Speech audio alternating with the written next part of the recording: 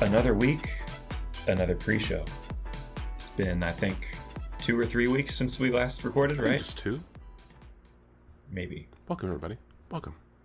Let's welcome you in with our dulcet tones. Dulcet, yeah. So, What's, Will, in the this last couple weeks, what have you been up to?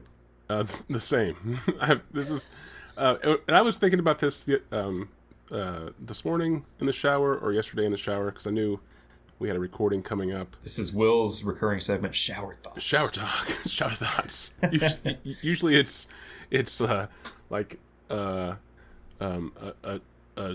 hum, like a dead, monotone hum in my brain. That's the thought that's happening, because it's usually early and I'm just trying to get out of there. But no, I was thinking, I'm going to once again talk about haunted house stuff, and this is probably playing sometime in December.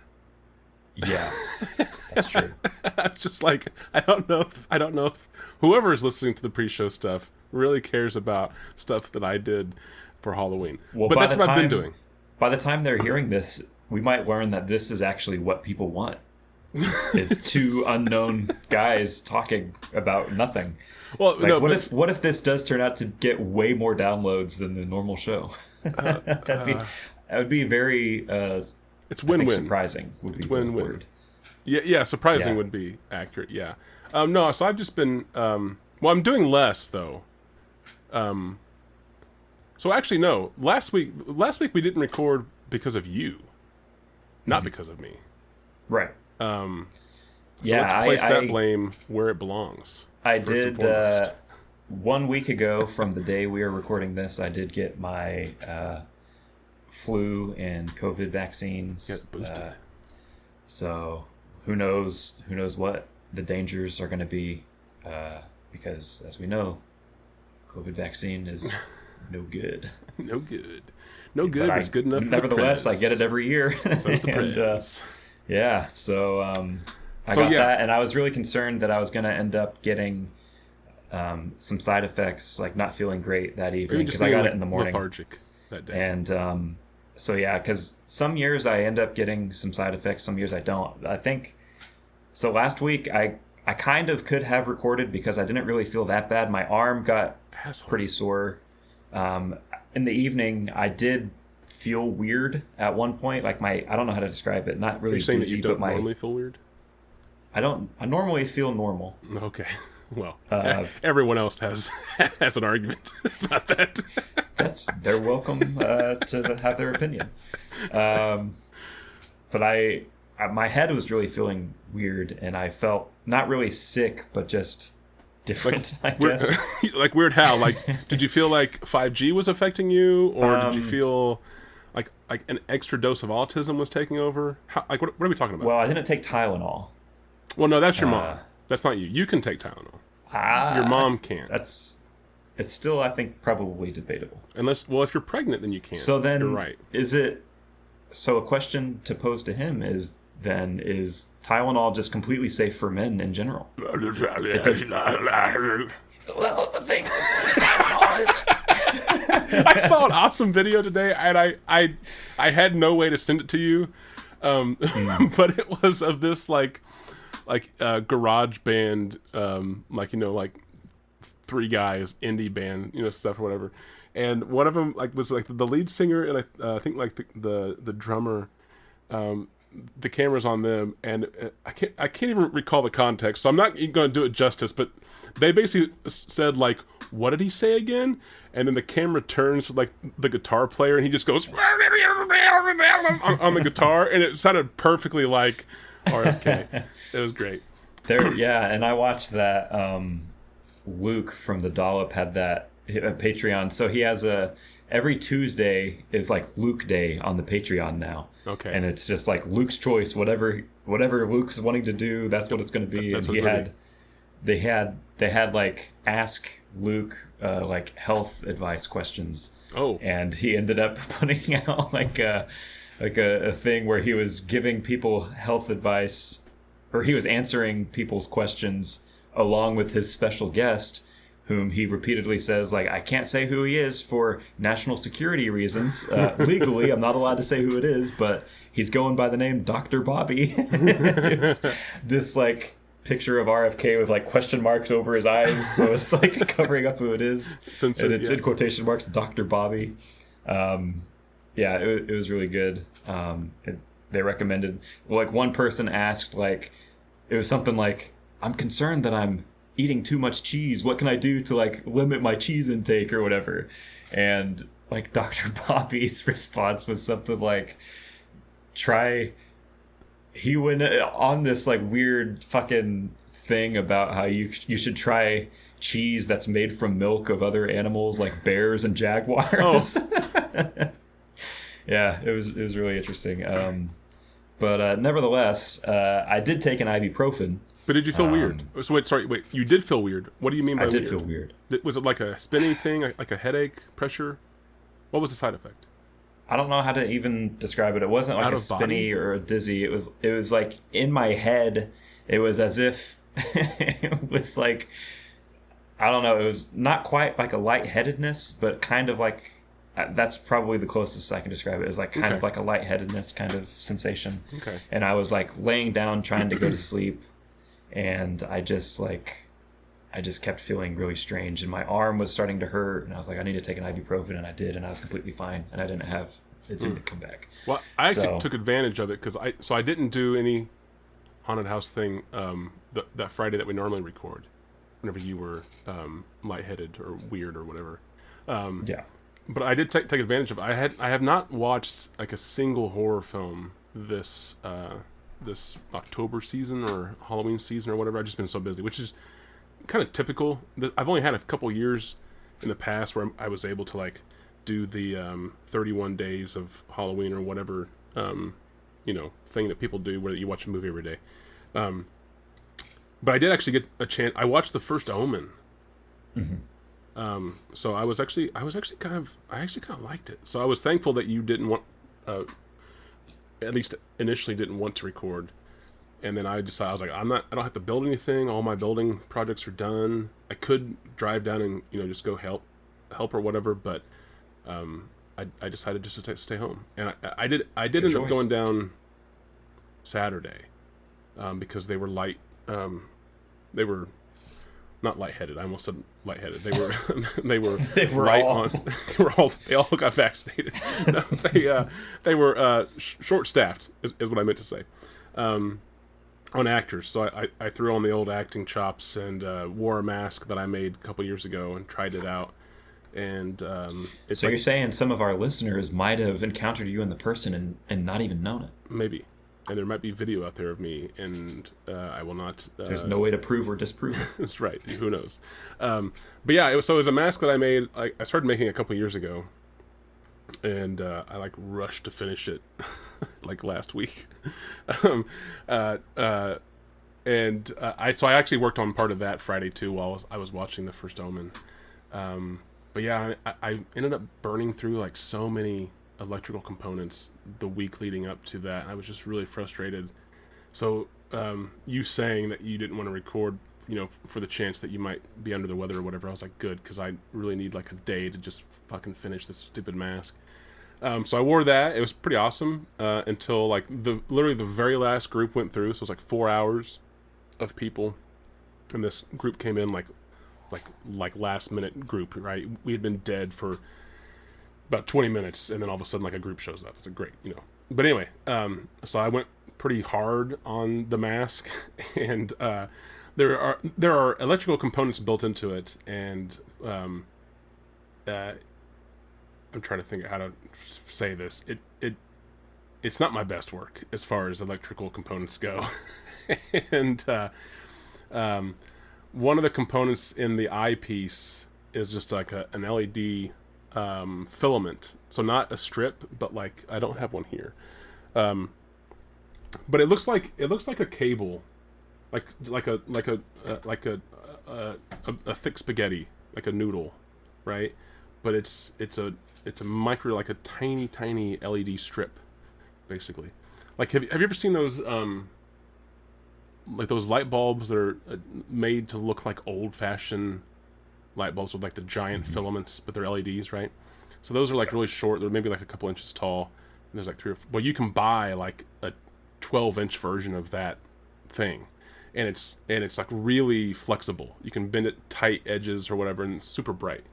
So I have two. I have those built into the mask, and that last group I really like went hard on the mask, and I saw like a flash of like a little bit brighter red in like one eyepiece, and I didn't think anything of it because like, you know, you're in the moment, you're, you know, getting in people's faces and whatever. But then all of a sudden, like, I started smelling like there's a very distinct smell of like electrical oopsie smoke. You know, whenever electronics do things they're not supposed to do, it has a very distinct smell, different from anything else. And if you're familiar with it enough, as soon as you smell it, you're like, oh fuck, I let the magic smoke out. But the weird part was that like 99% of the mask was working, so I really couldn't like tell what was going on. And then I pumped it again because I was like, well, maybe it's not the mask, maybe it's something else in the room that I was in.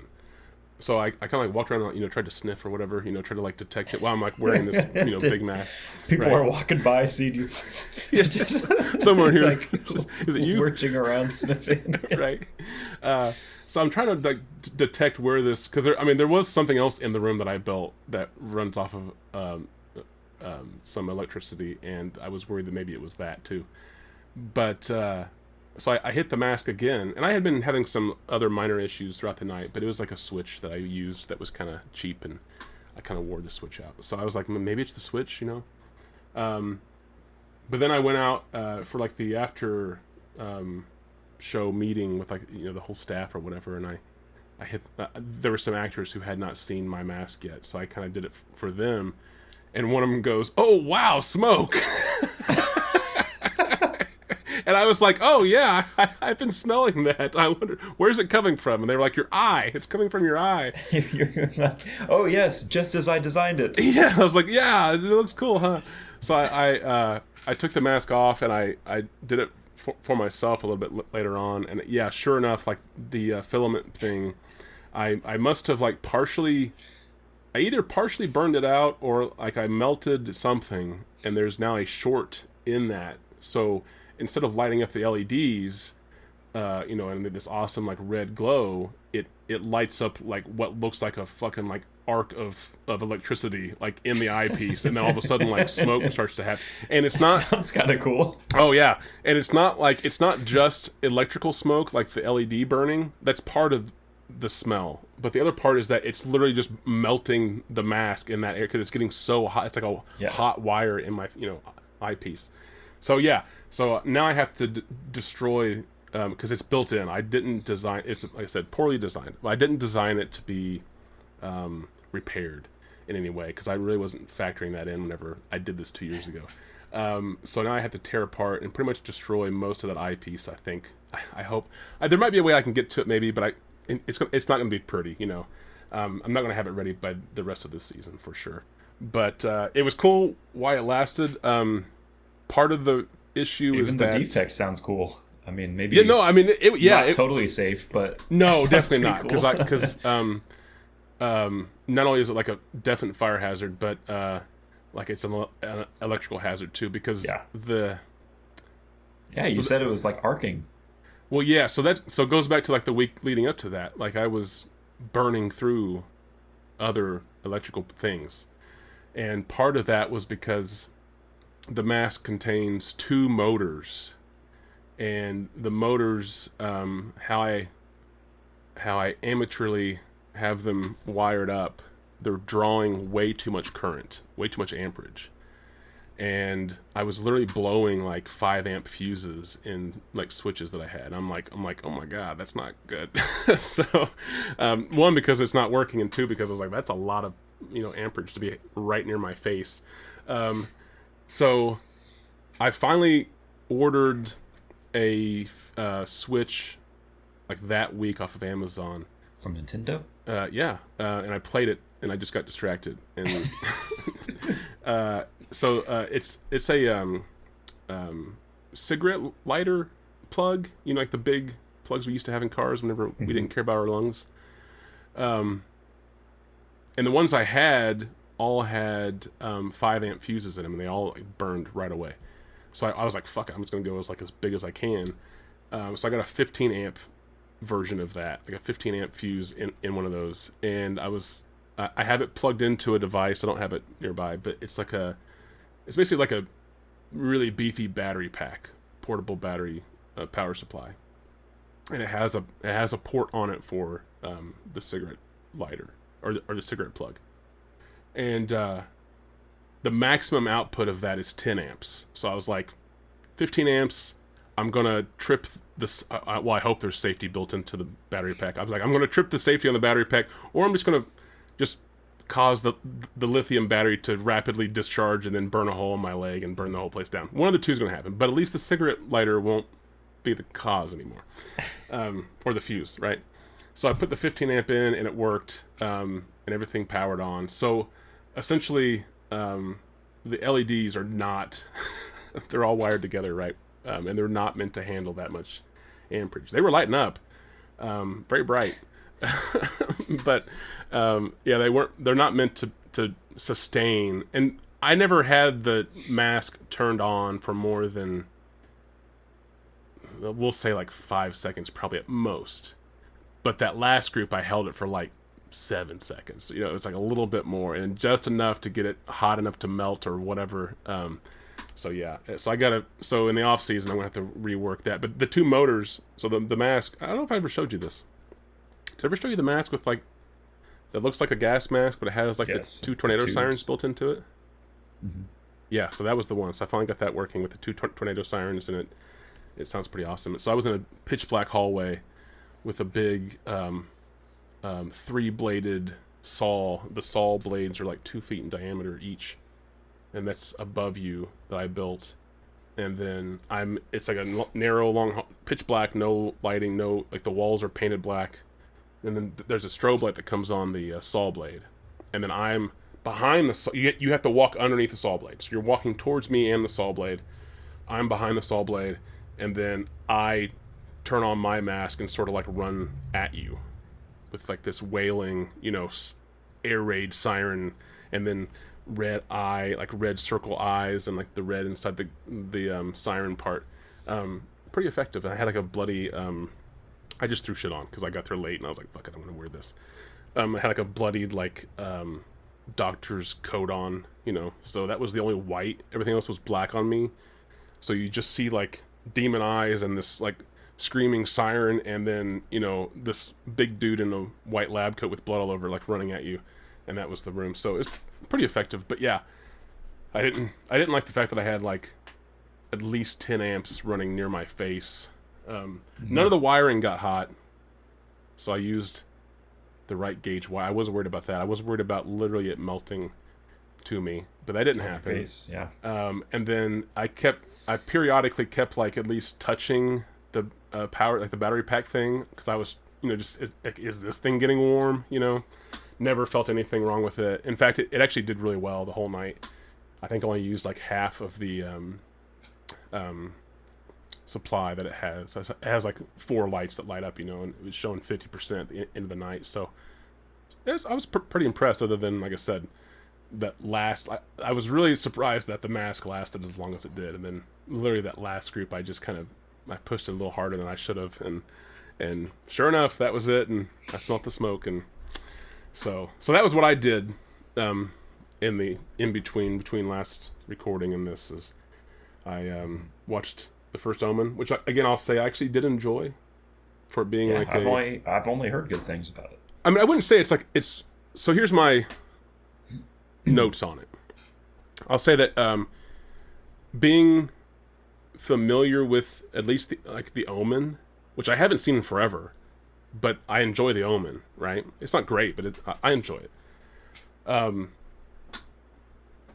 There's like a lot of stuff in the first Omen that I think they could have left out, but maybe that it was in there for like the people who haven't ever seen, like maybe people who are watching it in like the order of the story, I guess. Like I can't see Omen 76 or whatever. I can't see Omen until I watch 2024's the First Omen.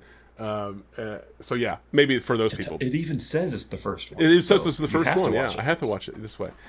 Maybe it was for them, but there was a lot of stuff that was like, okay, I get it. Get to the point.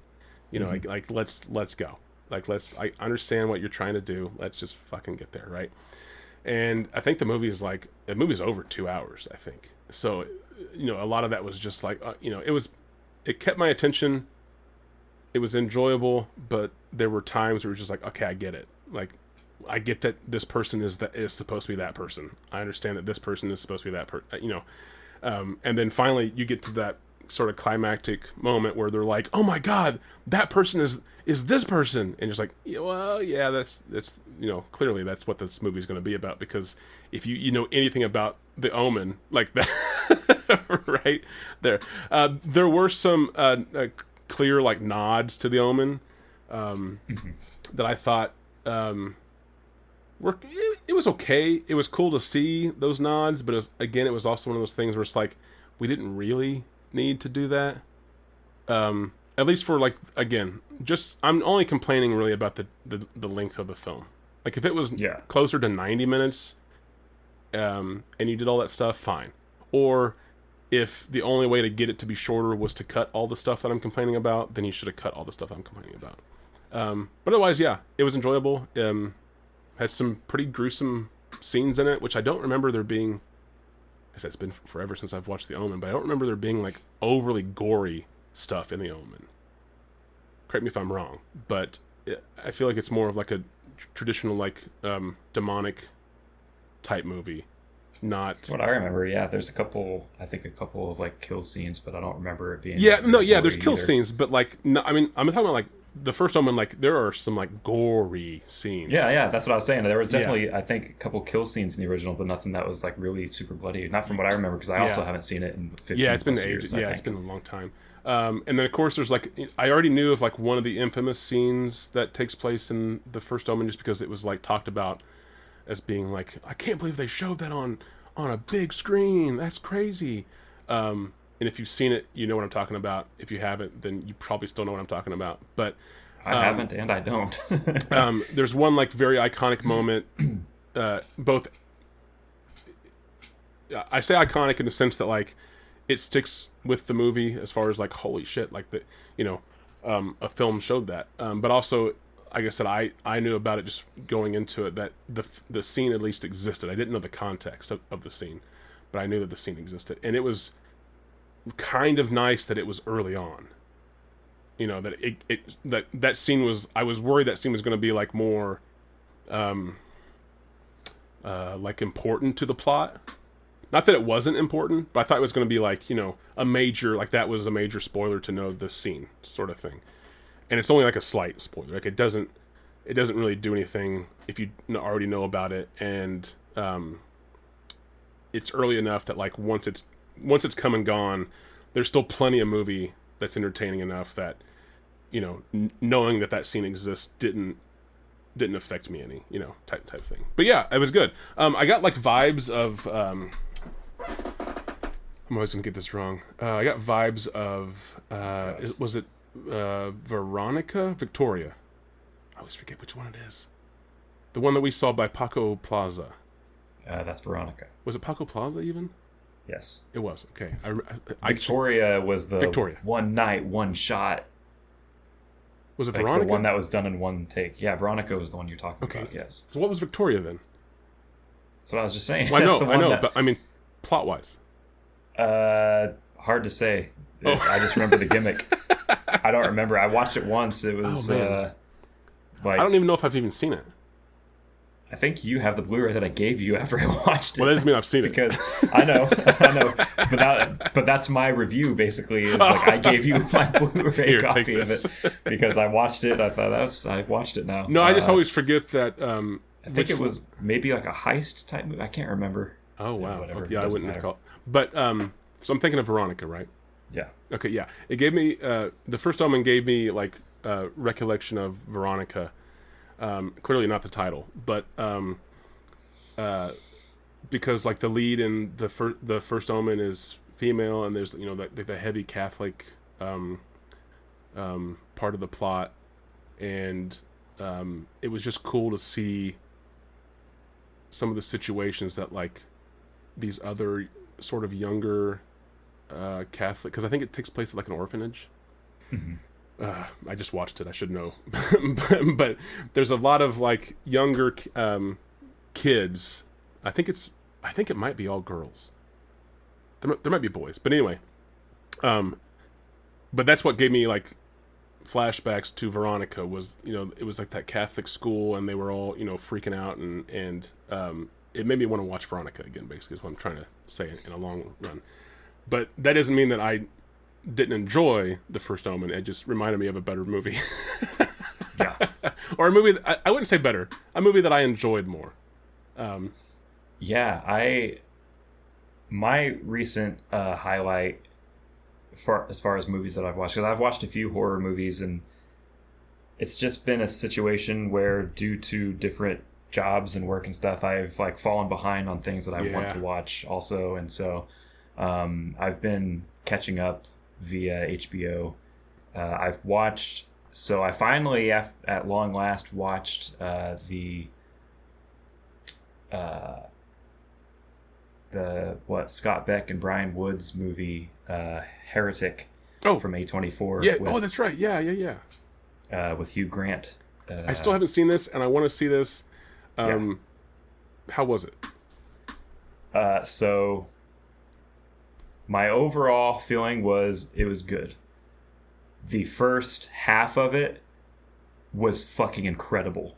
I like, writing wise, performance wise, if the entire movie was Hugh Grant and these two women talking, if the whole movie was them three in a room talking, that would have been 5 stars probably. That was like that was the first thing that I've watched in a minute now where like just that I was just like so happy and in awe of just like the writing, like just the dialogue of these characters, what like just them going off of each other nonstop. Hugh Grant in like a way that I've never seen Hugh Grant was fucking exciting as hell, because I'm like, this is the Notting Hill guy, what the fuck? Because he's playing the character where he's still like polite and he's charming and he's still kind of a Hugh Grant, but there is this atmosphere and this tone, and there are these like little tinges of like this something's wrong. It's fucking creepy.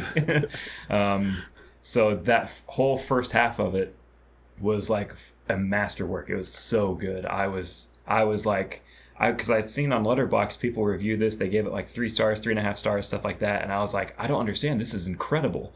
Like, what the fuck is wrong with these people?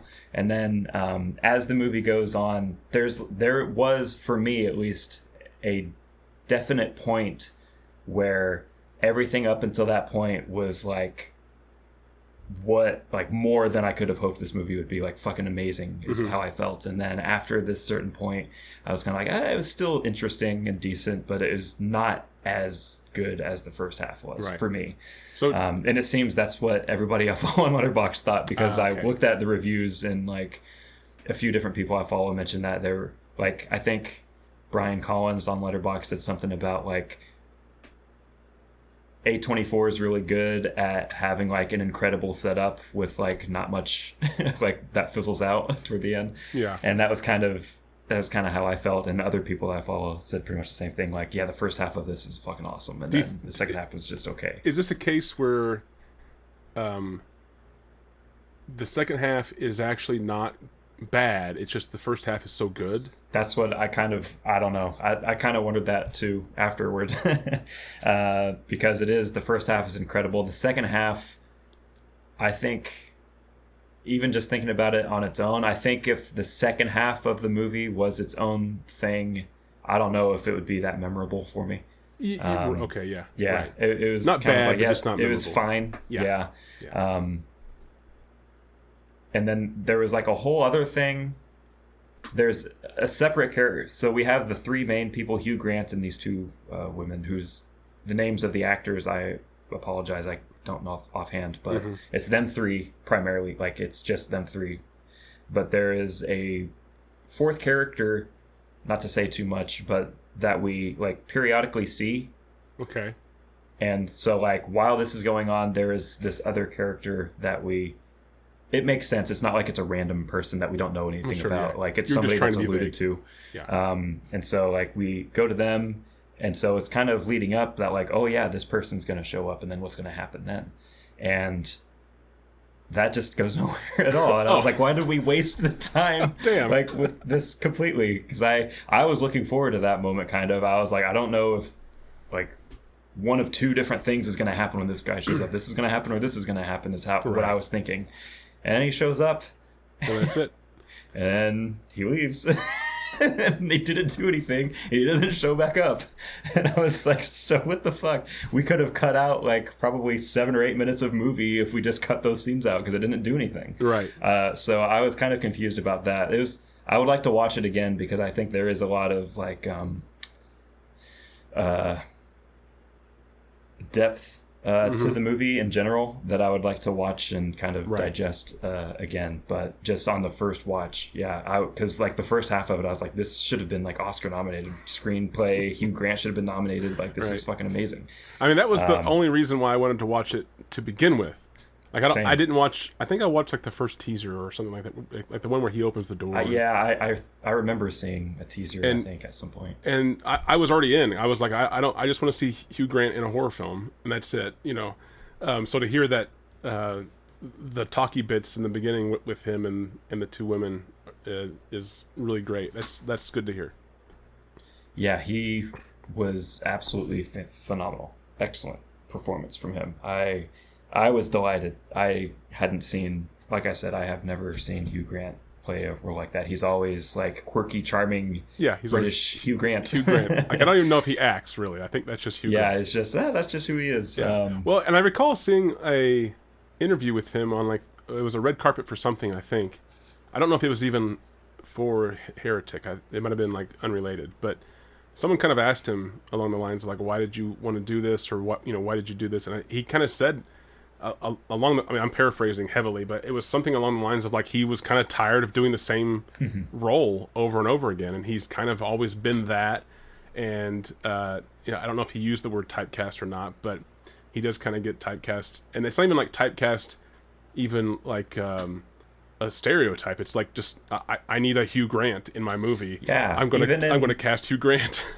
Even in like Paddington 2, for example, he is like the bad guy in that movie, but he is like very much just charming, fun, like Hugh Grant. It's not like he's a different. Yeah. He's just like a bad guy Hugh Grant kind of. I'm He's curious- doing like not good things, but he's still pretty Yeah. much just Hugh Grant. Hugh He's Grant. like, it's Paddington 2, and he's just charming and it's fun.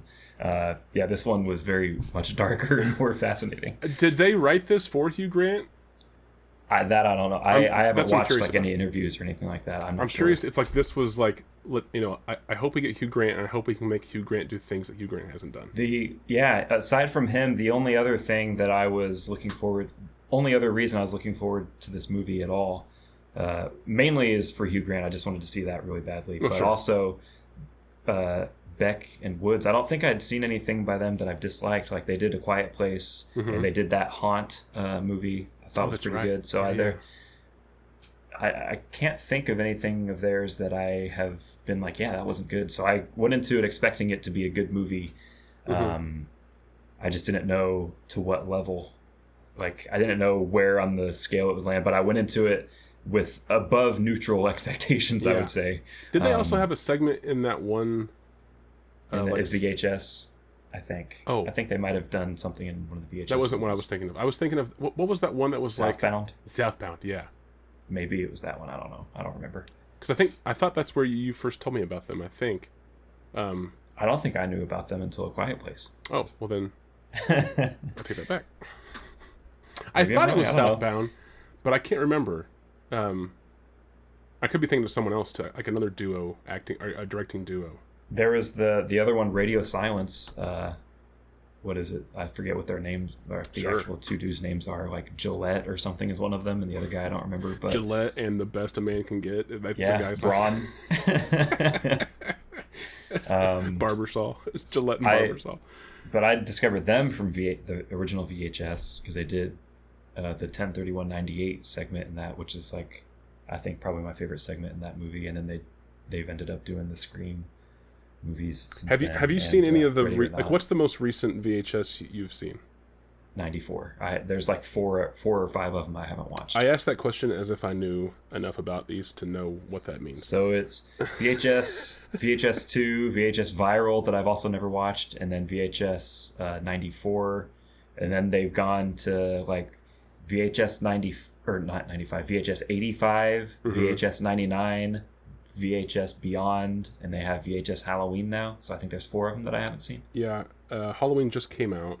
Yeah. Then I can't remember if I've seen the one before that, but I've seen all of I've seen all of them now, except for either the last 2 or the last one, and whew, was that first one good?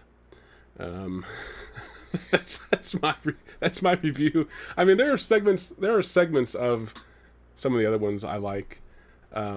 Oh, I see what you're saying. So I didn't know if you were being like, man, these other ones are so good that the first one seems really bad now, No. or if you were saying that honestly, where it's like, man, these ones are bad and the Yeah. first one was actually pretty good. First one's kind of good. VHS 2 is still my favorite one for No, sure. the earlier you are in the franchise, which I mean, that's not like a surprise. That's usually how it goes, right? Those franchises of any kind, usually the more films you have in a franchise, the worse they are, right? But there have been segments, like I can't remember which VHS it was that had Ratma. 94. And is that the same one that had the tornado? Simon Barrett's Yeah. The Funeral Home. The funeral home. Yeah. Yeah, God, that was so good. Yeah, that's why I actually haven't watched any since then, because I was like, this one was good enough that I'm like, I'm afraid that any of them after this choice. one aren't going to be very good. So I haven't watched them. I mean, they're fun to put on. My letterbox is all over the board. They're like, with each one that comes out, there will be people that give Yeah. it 4 stars. There will be people that give it 2 stars. Right. There will be Right. like So, I think the newest one. The newest one is the same, where it's like there's a few people I follow that are like, this is the best one of all of them. There's course. other ones that are like 1 star. But I saw somebody say that the final segment in it was like maybe their favorite segment of any of the VHS movies. and that's like stuff like that. that's still kind of the appealing aspect. I mean, so going back to what I said earlier, it's like the first one I enjoyed. I think VHS 2, and I might even be getting like those mixed up, and I'm thinking of like the first one is VHS 2 in my head. But one of the earlier ones, I'll say, I liked a majority of the whole thing, right? Whereas the later ones, there's 1 or 2 segments that are good, and then the rest is kind of bad or whatever, or not enjoyable. But that's like the fun thing about that series or that concept, is that I personally have only heard bad things about the newest VHS, the VHS Halloween, but I still want to see it. One, just to see how bad it is. There's that part of the appeal to it, but then also I just want to see if people are giving it like an umbrella, this is bad, while there's still some hidden gems of segments in there, or are all the segments actually really bad? I'm curious in that respect too, because even the VHSs that I don't like, there's still like moments that are pretty fun. I think it was Paco Plaza did a segment in the new VHS. I didn't know that. That's one of the ones I'm kind of curious about. Yeah. The only one aside from him I know is Alex Ross Perry, and I've never seen him do anything horror, so I'm really interested about that. I think it was the most recent one I watched, which I don't know if it's the most recent one before Halloween or before that one even, but it was the one with the stork man. So, Okay. so clearly, you don't know what I haven't seen the last 4 of them, so I don't know. Well, no, but I was saying that in hopes that it wasn't VHS 94. That's what I was kind of going after. But it was kind of like that. I don't know which one it was, because I can't remember. But it was basically that film's version of like Ratma. It's like an iconic monstery type character that like was crazy, and that was actually pretty fucking awesome. And I'm pretty sure, I'll keep this as vague as possible, that the location that happens in is a recall or a nod, or even like a intentional, like this is supposed to be tied in to a previous VHS location, which was kind of cool. And I was like, holy shit, we're back here, like we're back where this thing happened. and then you see this creature, and it was actually kind of awesome. But the rest of it was, I mean, clearly I can't even remember like what it was called, which that doesn't mean anything. I guess it's me. But I mean, like the rest of the movie doesn't really stick Premise out. of the show. Yeah, right. The I rest can't even remember what this movie was called. was it HSB? I can't remember. That's how you know it's called. bad. VHS. It rings a bell. But like the rest of the movie wasn't really memorable other than that moment, right? Mm-hmm. I think there might have been some like body camera footage from like police in that segment too, which that was a kind of a cool take on the whole like found footage aspect of things. But yeah, so I'm curious about the new Halloween or the new VHS Halloween, mainly because of Paco Plaza. But I know that you were the one who turned me on to the whole series in the beginning, and then I think you fell off before I did. So yeah, just 94 was a good one to go out I think on. you did the right call, actually. They've been pumping like one out every year, and I've just been like, I remember watching the trailer for, I think 85, and then I watched the trailer for 99 whenever that one was coming out, and both times I watched those trailers and I was like, man, I just don't fucking care. I don't care about any of these.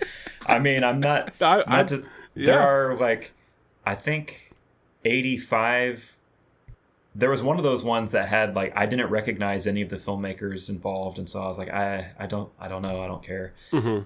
One of the later ones had one filmmaker that I recognized, and I was like, I'd like to see what she did. That's kind of interesting, but other than that, I don't really care enough to watch. There was like this new one here, Paco Plaza and Alex Ross Perry, I'm aware of, and I'm curious to see what Alex Ross Perry did, because like I said, I don't think, to my knowledge, I don't think he's ever done anything horror before. He's always done like indie dramas, so I'm really curious about that. Yeah, every time I've watched the trailers for these new ones, I've just been like, I haven't even seen anything for VHS Halloween other than just like the cover. Me either. I haven't seen a trailer for that one either. Yeah. But yeah, I thought 94 was really good. I loved Simon's funeral home segment. Ratmo was one of the best segments of any of the VHS movies, I thought. I wasn't as into Timo's segment as everyone else was. That was the kind Indonesian of like mad scientist one. I thought it was fine. It was fine. Yeah, but I think I was just hyped up for it. Yeah, and the wraparound segment in that movie was trash. I do not watch that. I always skip that. The wraparounds have always been duds, I think, kind of. Yeah.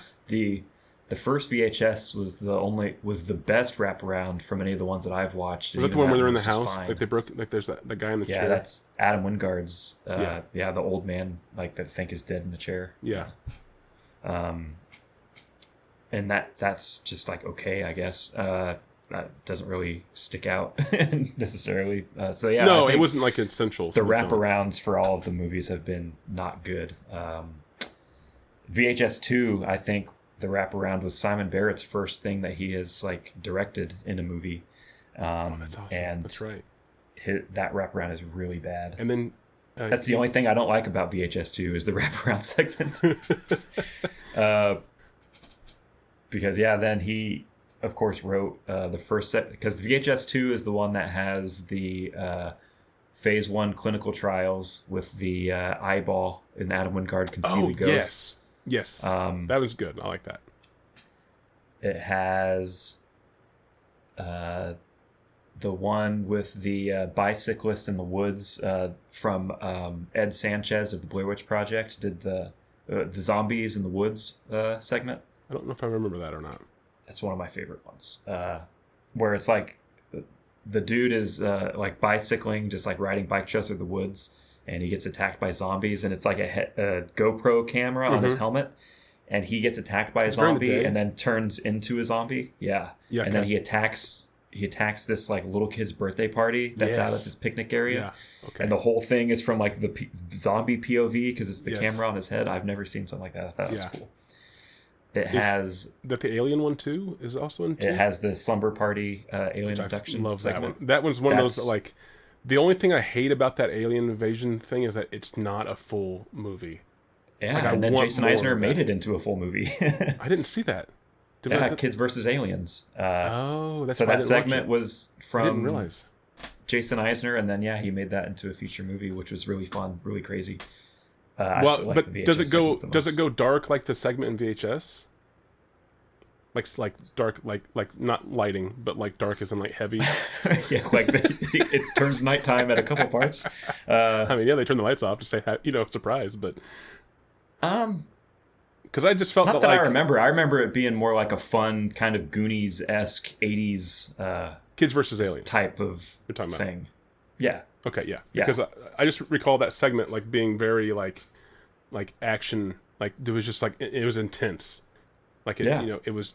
I wanted like 90 minutes of that. And it's all straight. from like the dog Yes. POV. The camera is on the yeah, dog. I pretty much. loved that. That was fantastic. Yeah, I love that. That one was always for me a strong contender for like favorite segment of any of the VHS movies and because I love like the little glimpses you get where I don't know if you recall, there's moments where we're like in the living room and they're arguing back and forth and we have like a light shine through like a glass door in the background, and you see just like the silhouette of the aliens outside as like the light fades out.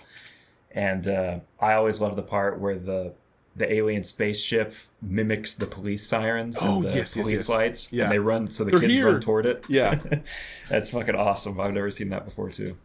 So yeah, that VHS 2 ends with that segment, and the other segment in that one was what was the other segment?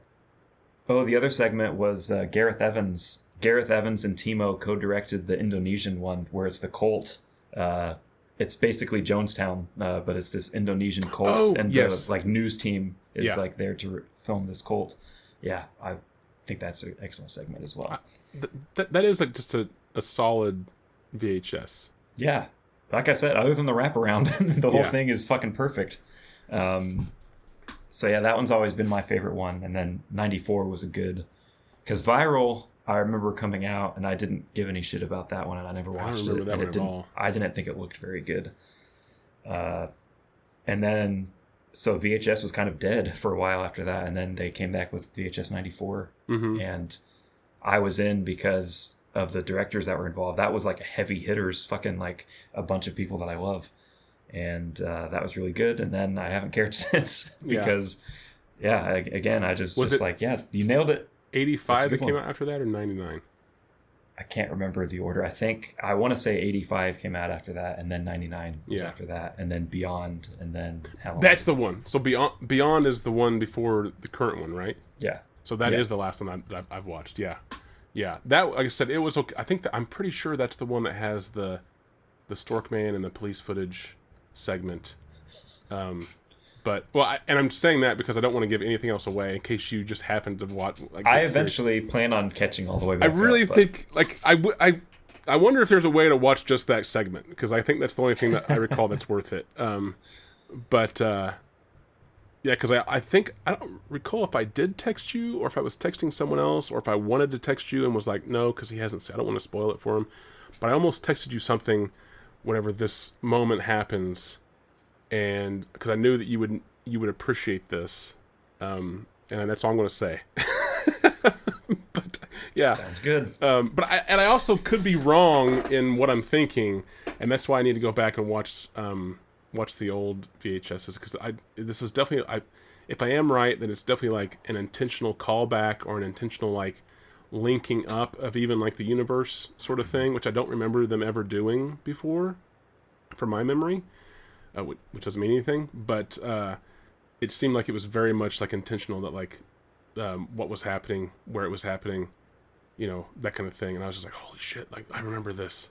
I look forward to watching it and being like, I don't know what the fuck you're talking about. It's a random location.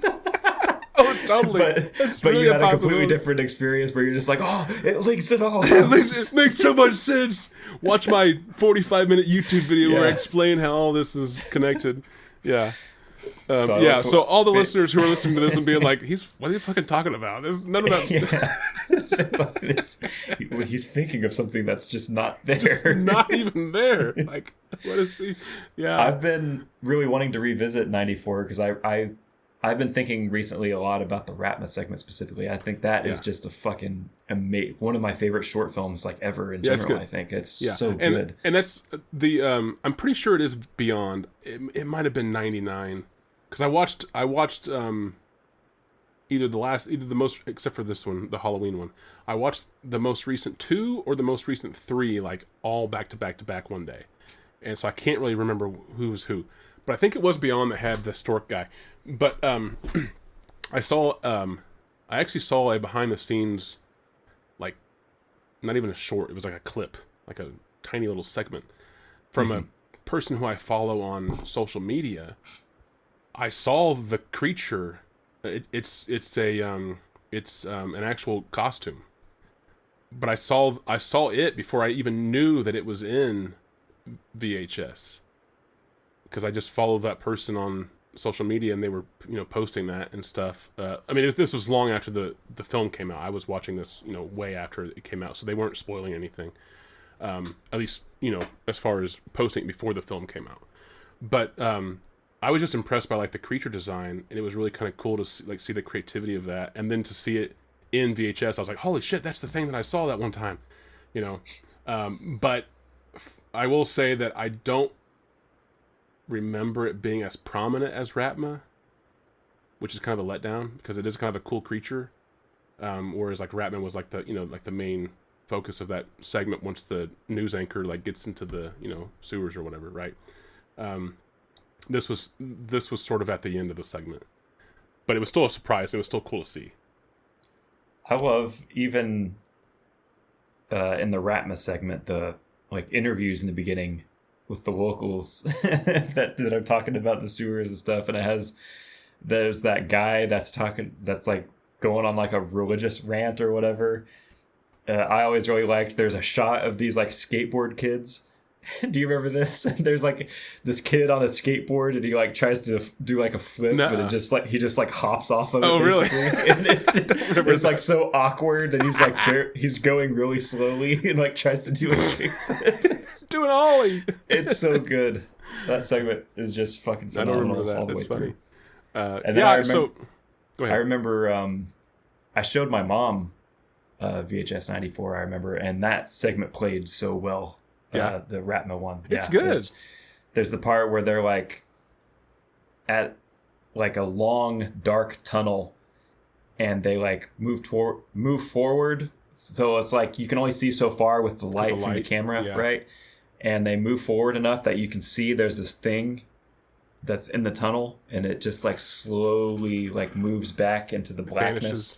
It's so fucking good. I remember my mom like physically reacted to that part. It was so good. No, so that's the thing, is that again, they're not, I'll say this again, like they're not great films, movies, the experiences sometimes, but there are moments where like Ratma, or I mean that's kind of an example, an outlier, because that segment, or that VHS had a couple segments that were great, but the stork thing, I don't remember any of the rest of that VHS Beyond, or if that was the one, 99, whichever, being good. I just remember that moment, but it's not that moment like made up for the rest of it, right? I'm not saying that either, but I still like the concept of these, good or bad, in that you get to see stuff that would probably never make it past a studio, or or even like an indie film, because some of this stuff does require a little bit bigger budget than an indie film can play with safely, and not risk a lot, right, on a possible flop. So the fact that like they are shorts, or they are they're short enough, I guess, right, that you can kind of throw some money at it, you can throw some weight behind it with some star power, like directing or writing, but also know that if this doesn't work, there's 7 other segments or 4 other segments that might appeal to somebody, and you can sell a ticket so this thing can get made and produced. So that's why I still do support the concept, even though it's like I said, I agree with you that I think 94 was a good a good stopping point. But yeah, I still think it's a fun idea. The wraparound, as you said, I don't think those have ever been even. Not that they're just not good. I don't even think they've ever even been meant to be good. I think it's just like, how do we link these weird ass movies together? Yeah, and even then, it doesn't really No. exactly like not successfully does that. It's just like we're seeing something happen. We need to and translate. then, like we like move over to a TV, Yes. and then this just starts Yeah. playing. We need- Other than the first one is the only one where they're like actually finding the physical tape and then putting it in, and we're seeing what they're watching. Was 94 Yeah. something about like kids broke into like a building or something, and it was like the security camera footage, like the. No, I've only ever seen the wraparound from '94 once, and then ever since then I always just skip to the segments because it was so bad. All I remember is it's like, I think it's maybe like a SWAT team raiding this building, I think so, maybe, yeah. and it was, from what I remember, the kind of thing where it's like there's television sets like all over Yeah. this room, and the camera just kind of like moves over to one of them, and then the segment starts playing. I don't remember it being a thing where like somebody puts in a tape Right. and is yeah. like examining it or anything like Yeah. that. It's just like these are just playing, I guess, Yeah, they're at just- random. We just catch all these TVs right at the start of the short films. Yeah, yeah. And then had one of them, I think there was a part where it had like an infomercial. I don't know if you remember that. There was like a brief infomercial from, I think it was from the guy who did Cheddar Goblin and Mandy. Oh, He did this like infomercial that's in VHS 94 that you see briefly. I can't remember what it was, but it was like I don't remember if it was like a blender that was being sold or if it was like a slap chop situation. I don't remember what it was, I don't but there remember was that like either. a silly infomercial that I remember, and I remember it being, I think, from the Cheddar Goblin person. Although that could be wrong as well, but I think it was. And that was in 94? Yep. Hmm. Yep. I think it might have been I'll either. go back and watch. It might have been in the middle of or right after the Ratma segment. I think there's a situation where it's like one of those where it like glitches and then we see like a part of this infomercial What was plays. recorded over or whatever? Yeah. Okay. And then it like goes back to Right. like what we were watching previously. Yeah, that's what I remember. I haven't watched that in a few years though. When did that come out? 18? No, past that. Had to have been like 21 1? maybe? Those are all the same years. 94. 2021, that is it. Nice. Yep. Kevin Kostansky. So I was just completely wrong. Kevin Kostansky did the Veggie Masher. That's the I don't really remember that. that's the thing. Steven Kostansky is the director of The Void and Psycho Gorman, Oh. and did the practical effects from In a Violent Nature as well. He's a Okay. makeup effect artist. So all the good things. Yeah. Yeah. That is not a commentary on In a Violent Nature by any means. Are they really Yeah, going to make the- a second one of those? I've heard that as well. I don't know. I don't know It's- how I feel about that. Well, I don't know. A lot of people seem to be super into it. I will tell you the answer to your question is yes, it's in pre-production, allegedly, according Well, to a IMDb. lot of things are in fact, our films are in pre-production, so that doesn't mean anything. Well, I mean, it's not. It's like at least beyond the in development listing. Okay, sure, fair, yeah. At the moment, it's actually allegedly in pre-production, and there is like a poster artwork with Shudder and IFC Films attached. Yeah. Well, Yeah, the special effects are other good. people that are not me can enjoy that probably, but Yeah, I mean, again, I might give it a chance, but I don't know if I will. well, but here's the thing: is because, and here's why I'll give it a chance. Is because the biggest thing it has going for it right now, and from me, is that my expectations are so low. True, yeah. So it's like, you know, I'll at least watch it, and then if I get, I'll watch it. I'm not going to go to the theater and watch it, if it's even out in theater. I'll at least watch it, and then if I'm bored, I'll at least have my phone nearby so I can. Yeah, well, imagine me. I did go to the theater to see the first Yeah. one, and I think I was probably like maybe 15 or 20 minutes in, and I was like, oh no, I know what this is now. And I was like, this is fucking horrible. It was so... I really just did not... We're being banned by the horror community right now. That was like...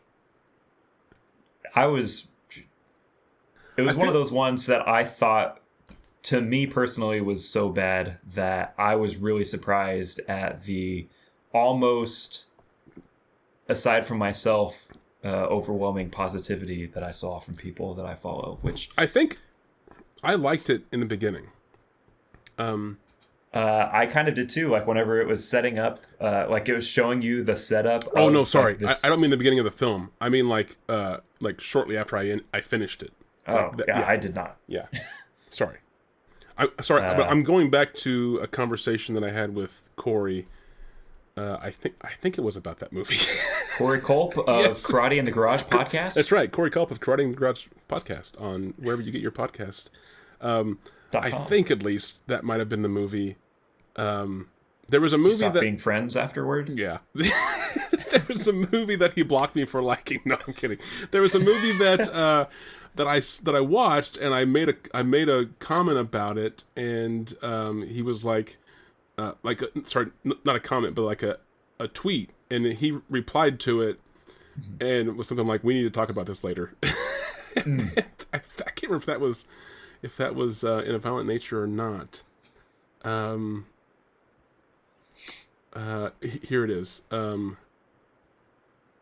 no! It was Long Legs, not In a Violent Nature. Never mind. Long Legs was the movie that he blocked me for. Not. Did he not like Long Legs? I don't want to speak for the man, and I don't want to read too much into his DMs from July 2024. 2020, yeah. But he did ask me what I loved about it. And that he's been wanting to hear from people that he respects and hear their take on what worked for them, right? And I was like, let me get home, because I had just left the theater, basically. And so I basically said, I'm not here trying to convince you to like it or whatever. I just I did some comparison to my other two favorite films, which are Silence of the Lambs and The Exorcist, and I even pointed out to I was like Long Legs is not the same caliber. I'm not saying that, but there were elements about Long Legs that reminded me of each of those films, and I was like, clearly there's like the female FBI agent part of this and like the demonic part of this, that are easy like on the nose connections between those films.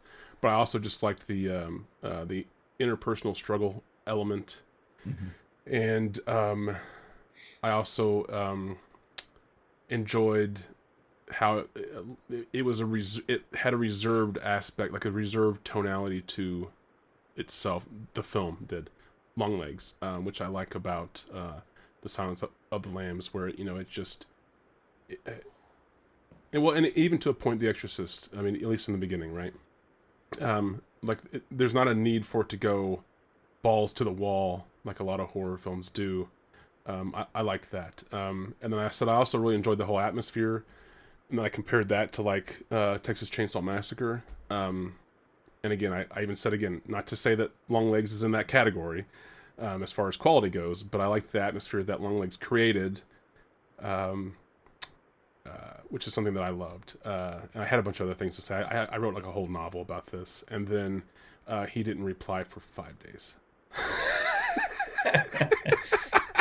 Seriously, I mean, he might have been asleep. So angry he was just like, I'm not fuck. I need to cool off before I that was respond literally to this. That was literally July 20th, and then he replied to me, not even about that, by the way. He replied to something else, and that was July 31st. So 11 days went by, and then he started another conversation.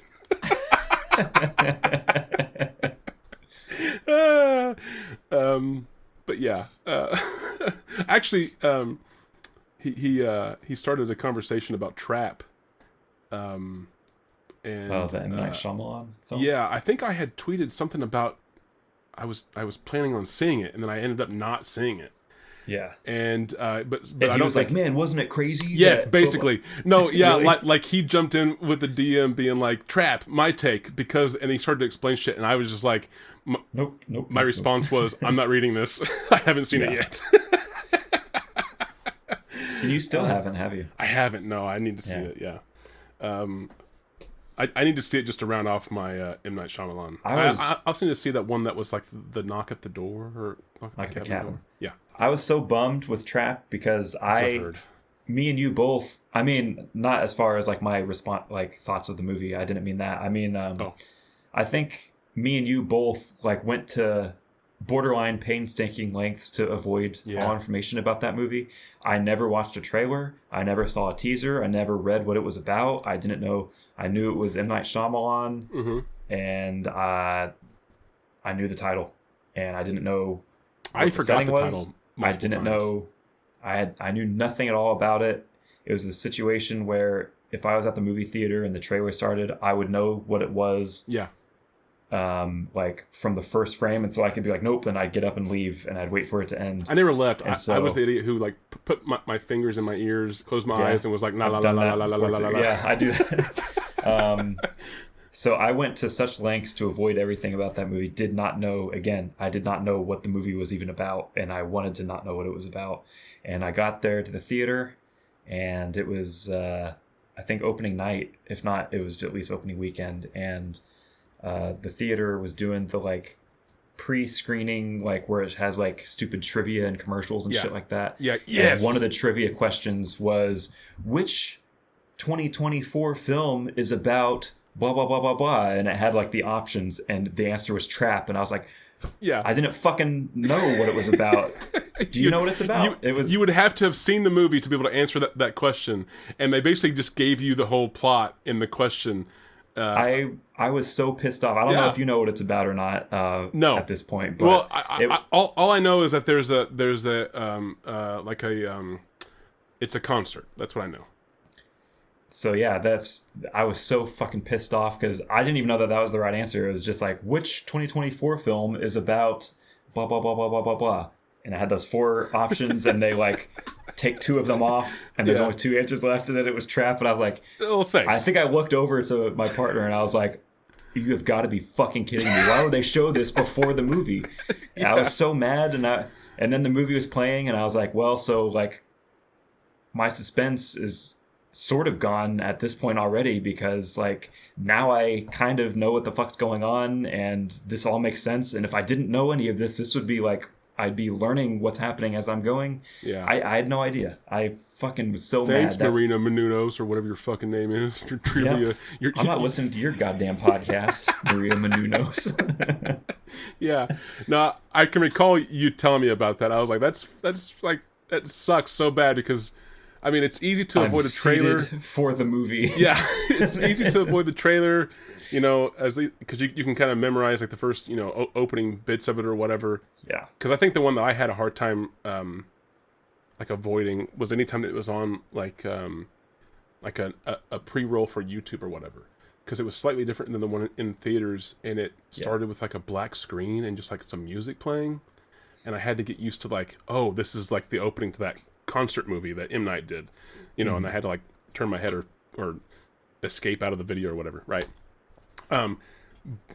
But even then, I eventually got used to like what the cues were. But a fucking like trivia question where you literally have to read the whole trivia question to know what it's even talking about first. Yeah. And then they force the answer on you. So you can't even be like, it could be one of the 4, and I still don't know what it's about.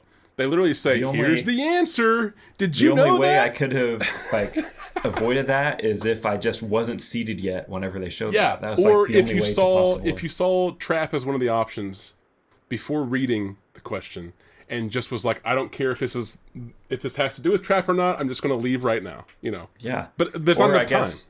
It's probably one thing. I mean, I've still never seen the trailer, so I don't know if I assume that's probably evident in the trailer as to what it's about, but so maybe if I'd seen the trailer it wouldn't have been like a spoiler, but I specifically did not want to see the trailer or know anything. And the only reason I know that it's concert is because the one that I had a hard time avoiding on YouTube, I got the first time or two I got so far, and so far I mean about like 10 seconds or whatever, right?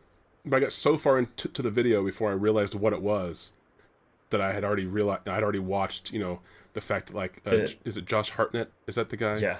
That like he is at this concert, and then like M. Night's name comes up, and I'm like, oh fuck! I was like, this is the fucking movie I'm trying to avoid. It's a concert, and then Josh Hartnett's like, I'm at the concert. It's the concert. From M. Night Shyamalan, and you're like, oh nope. No. Yeah, and then I think I also know, and maybe I'm wrong about this, but I think I heard an interview, like in the background of another, like I was in the house while this video was playing, and I heard an interview with M. Night talking about, I think it's his daughter who's the singer in the movie.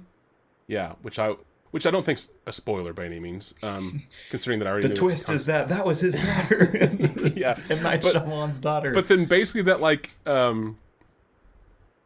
my feelings kind of shifted in that like I was like, oh, please don't let this be like a weird passion project just to get your daughter's music out there. Yeah, you know. I was like, I feel like this is what it's gonna be about, but I was like, I'll deal with that feeling later on. But that was my initial thought, was just like, did he only do this to get his daughter? Like, my daughter sings. How can I get her music out in front of as much people as possible? I don't know. I'll make a movie about it. It's really interesting. I listened to, again, not to say anything about what it's about, but I listened to a podcast. I think it was a podcast, maybe, that I listened to that M. Night was on. Or maybe I read about it. I don't know. But he did an interview at some point and talked about like the inspiration for the movie and how it was inspired by like a true event. Not that the movie is like, this is what happened in real life, but it's like this real thing that is kind of this very similar premise, like that actually happened in real life. And he talked about how you remembered that when he was a kid. Oh wow! And had like how it's always when he's a kid. He Everything said that happened is when he was a kid. He remembered this because this event. Me and the Ghost Boy went to a concert, and that's right. And I almost drowned in the bathtub in the janitor's closet. He said that it was a thing that like was always kind of in the back of his mind, and he always knew that he wanted to make a movie that was inspired by this thing, but he just didn't know how to like how exactly to do that, or like what the like premise, like how to make it work as a feature film or whatever. And then his daughter, I thought that was really interesting, and he was like, that's it. Well, the spark went off. So I still need to go back and watch Lady in the Water, because I've only seen it once and I wasn't happy with it. But the main thing that I remember from like the behind the scenes or the making of that was that he told this nursery rhyme or lullaby or something to his kids, and that's what inspired this. So hearing that like brief segment about Trap and him being like, my daughter sings, and I immediately flashed back to Lady in the Water and being like, you did another movie for your kids again, and it's gonna fucking suck, and I can't wait to not see it. That was my like PTSD. But again, I also need to go back and watch Lady in the Water, because I just wasn't in. I wasn't in the right time, or it wasn't in the right time for me, I guess. Well, I mean, I don't know if it's even like necessarily wanted, but I will say that I thought Trap was decent. Okay, there you go. Corey Kopp has now blocked you as well. But, that's fine. I don't even like check any social media, so that's fine. Or even have any other than our WWTCA pod on Instagram. If anybody wants to give us a follow, give us a DM. Or on Letterboxd, where I'm sure by this time... we haven't logged anything in a year or so. Shut up. I was saying by the time that the listener is hearing this. Which also, happy Thanksgiving and Merry Christmas, because I'm sure that... Merry holidays, everybody. Yeah, I'm sure it's that time of year, 2026 or whatever time that this gets out. And we're going to have episodes that get posted slightly out of order at some point, too, because I am going to do a Christmas special. Oh. You're hearing it here first, everybody. We're going to do our second annual... or we just did Christmas Spectacular, I think is what it was called. So I hope it was enjoyable. Yeah. Depending on when this gets posted. I picked the movies already. Oh. For that. And I look forward to doing it. That's not what we're going to be recording today. But okay. I look forward to doing that. Or are we? Who knows? I All could right. be pulling a fast one on you. I did want to talk about one last thing. I'll just mention to everybody because I forgot to mention it last week, and then also we talked about other stuff this week. Is I wanted to give a shout out to the documentary television series on HBO, How To with John Wilson. Oh yes. Really good show. I've watched all of it but the last episode at the time of recording because I don't want it to end, and it's really short. So Because if Thomas doesn't finish it, then then it goes on forever. forever. It's like Dancer in the Dark. I don't know if you remember. There's a whole. I haven't seen it in a long time, but it always stuck with me for some reason. There was a part where she's talking about how whenever Bjork would go to like the movies and see musicals or whatever, it like filled her with so much joy, and she loved all the music, and she like all this and blah blah blah blah blah. And she talks about how she would always leave the movie theater after the next to last song, because she would be like, whenever the last song is about to start and it starts to swell up and it's like this big thing's like it's about to climax, she'd be like, I don't want it to end, so I would get up and leave the theater. That way in my head the musical can go on forever or whatever. I mean, I've done it before, not to movies, but there are a couple shows that I haven't finished. The series is done and has been done for years, and I haven't watched the last episode yet for the same reason. So yeah. So I have that last episode. There was a while where I would get home from work in the morning and I would shower and I'd watch like 2 or 3 episodes of How To with John Wilson, and it was delightful. It's a comedy series, and it is funny, but I think more than anything, it's just fascinating. you showed me one clip before we recorded this, and yeah, fascinating is definitely. I mean, I think the humor comes from some of like the randomness and some of the like slightly absurd nature of it, but really it was just like fascinating to see seemingly and reportedly real encounters and conversations, not scripted and not by actors, go to a place that like I didn't expect, and it was just like it was the sharp left turn that happened in the clip that you showed me. That was just like that was the funniest part. Me too. That's what hooked me. I saw that clip. What I showed Will was a clip where he's at like a grocery store. If you search How To with John Wilson, it'll be like one of the first things that comes up. Yeah. And yeah, I saw that clip. That was the first thing I ever saw from the show, and I was just like, I am down to watch this show. This is fascinating. Not knowing what to expect or what it really even was, but yeah, there's one episode where he's filming this building in New York that like I think recently opened up at the time that he was filming it, and he gets approached by the police, they're like, and he includes a clip where like, the camera is definitely like down by his like waist, like he's holding it like it's not on. Yeah. And the police are like asking him for his identification. He's like, no, there's no reason for me to give you my identification.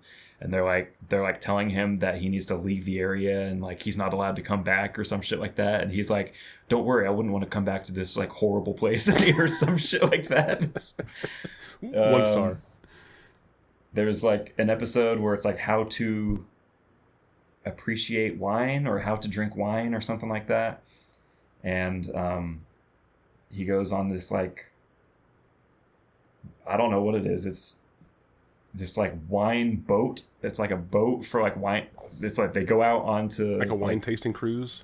Yeah, something like that. And he basically is just like bullshitting his way through it because he kind of found out that if you just like agree with what everyone else says, they'll like let you into their inner circles and stuff like that. And so because he was just like, I don't understand this, like people are talking about these notes. And so he has a shot of this person talking about like, yeah, I'm getting notes of like apricot. And he's like, yeah, apricot. Yeah. And like, and he points out how like, as long as you just agree with what they say, like, they'll accept you as their own. Validation. It's a powerful drug. Anyway, yeah, it's an excellent show. If anybody has HBO and has never watched the show, I recommend it. How To with John Wilson. Not a sponsor, just a really excellent program. So really unique. Did you start? You said you started watching that recently? Yeah, I watched maybe the last month. I watched. So has that taken over your British show watching? Oh yeah, so I canceled my BritBox because Just I didn't want to. fuck you, BBC. I'm done with your shit. I didn't want to pay for another month of it, and they raised their price. Like, Oh. so just by complete accident, by complete coincidence, I paid for a month of it, and then before my next month, I think a couple of weeks before that month that I paid for was to expire, they emailed me that they were increasing the price, Oh. and I was like, okay, nope, done. and I Yeah. canceled it. But they did one of the things where they like don't want you to go, and so they give you a month for free. So I kept it for another month, and so yeah, I watched all of Peep Show, and then I started to watch Blackadder, and I watched, if I recall correctly, those were all 6 episodes per season as well, and I watched 5 episodes of Blackadder, and I never ended up watching the 6th episode of the first season, and then I hadn't watched anything else on there. So that will also be a show that never ends for you. Yeah, and I do plan on watching more of it at some point, because from what the Brits on Reddit told me, the second season onward is like a completely different show from the first season. And I've heard that. Yeah. the first season that I was watching was like, okay, it's definitely like 80s sitcom. Yeah. Like just kind of like really silly. And Rowan Atkinson is actually really interesting in it, because I'm mostly just familiar with him as like Mr. Bean, for example. Most and he doesn't Americans really are. talk. Yeah. And so seeing him in this role where he talks a lot was really fascinating, and just like I don't know, it was a really interesting show because they also blend in like real like British history hmm is kind of what the show is like. It's like a spoof almost of Yeah. like real history, And that's where it's how like this character is kind of involved with these things. That's how it sort of continues from season to season. That's why the seasons aren't necessarily like one Yeah. year after another or whatever. Yeah. So it was like the first episode, I think, there was this like big battle sequence. Big battle sequence is really not correct to say about this 80s British sitcom. But there was like a war that's happening, Yeah. and he ends up accidentally killing this guy. He like and I ended up looking it up because I was like, that's really interesting. And it was actually a thing where it's like, yeah, this dude was like beheaded, and like this stuff actually happened, and this like this battle was real, and like all this stuff. They just like put this not real person into this real historical it's situation. sort of like a Forrest for Gump all this. situation. Kind of, yeah. So yeah, the first season takes place in like the 1400s. Mm-hmm. And yeah, it was just kind of like okay, and I think because of that, I started to kind of lose interest a little bit. It was still Yeah. decent, but then I got to where I had like 1 episode left, and then by that time I was like, I'd rather watch How to with John Wilson, Right. and so I ended up watching that instead until my BritBox just expired. But at some point, I'll renew it for a month and watch probably the rest of that.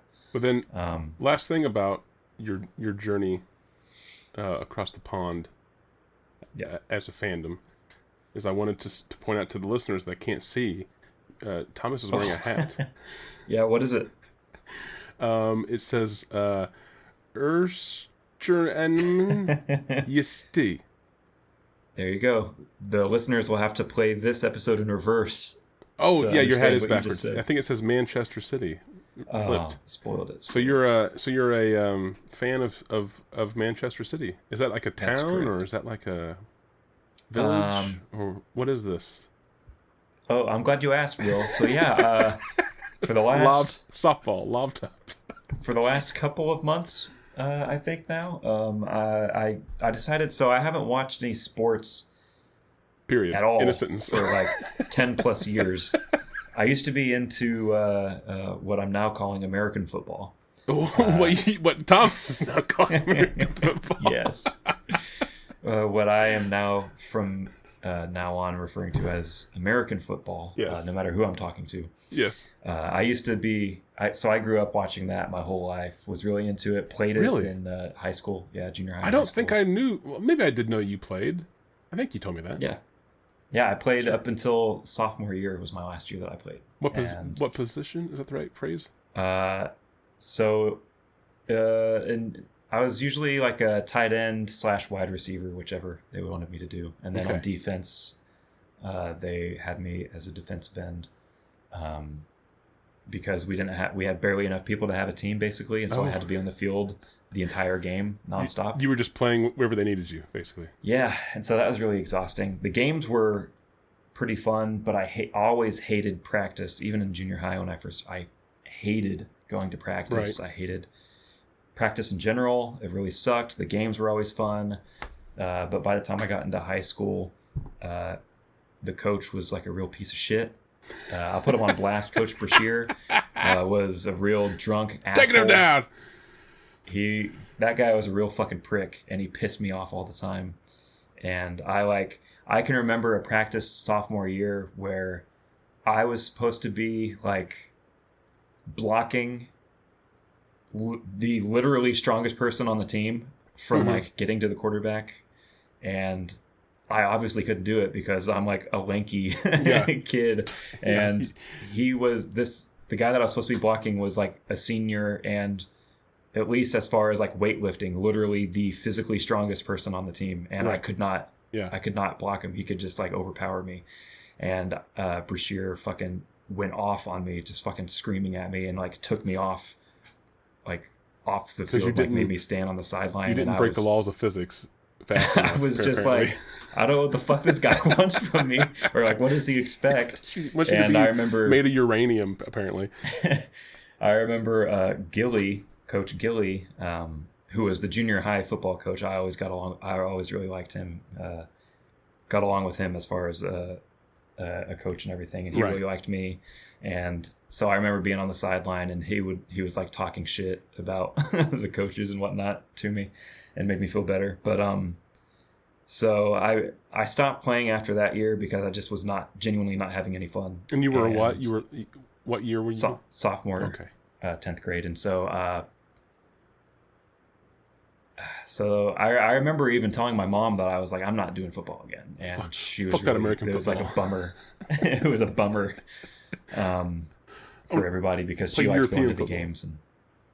And so Gilly became the track coach, and so I started doing track. Right. I did track freshman year through senior, all through high school. I did track because he was the coach, is why I started. And then I realized like, this is the fun sport. This is fucking awesome. So you actually enjoyed it?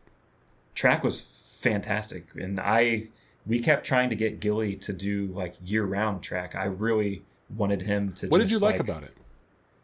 What do you like running? I don't really like running. That's the ironic part.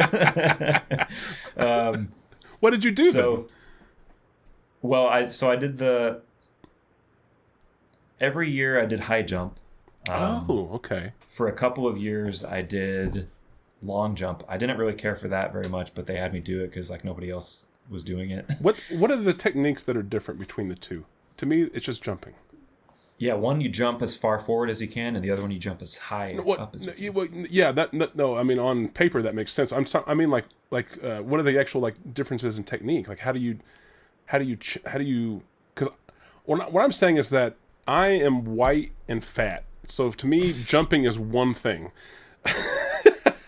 Well, are you running faster for the long jump? Like how do you propel yourself? Maybe, that's but what I'm asking. not necessarily. I don't know how to answer it without sounding like I'm being a smartass. No. So basically, you just jump further, dumb fuck. Yeah, long jump. You jump longer. You jump long. Oh, okay, I get it now. Well, so yeah, basically, I mean, to me, a jump is a jump. I mean, the only reason that I'm going further forward is because I'm running. I'm so carrying momentum forward. Yes, and you're also, to an extent, you're also of course using that in high jump. You need to use your momentum to throw yourself over the bar. So in both of them, you still need to get up to speed and whatnot. Like, so like obviously in long jump, you have like a specific point that you're not supposed to cross, and you just have to go. Ideally, you want to get the front of your foot as close to the. Is it both feet or one line? I mean, you could technically jump with both feet if you wanted to, but sorry, I mean like the the landing. Do you have to land with both to be counted, or is it just the furthest foot forward? It doesn't matter. Oh, it doesn't? Okay. The point that's measured to is the first contact? Is the furthest back, like where the sand has moved. What? So it's Wait. It is where your feet land, kind of, but obviously whenever you land, the sand all just like disperses out. Yeah, like an impact. And so it's yeah. from wherever the pit of that sand is. So you also kind of want to land as gently as you can, so as to not make a big splash. I had no idea. I thought it was just like how far you could get your toe also or something. Strategically kind of want to like land as softly as possible and like kind of I don't remember if you were able to like spring forward. It's been a long time. I don't remember exactly if you had to just like land in that spot and that you're just there, or if you like land as softly as possible and kind of like spring yourself forward. I'm still confused by the pit thing. How do you land without making a pit of any kind? How do you land softly? Are you flapping your arms? What are you doing? I mean, I'm not saying you can land gently, but you definitely want to land. You want to try to like get yourself to land so as to not make like the sand basically from wherever the sand. I love that. I love this. I didn't like long jump. Okay.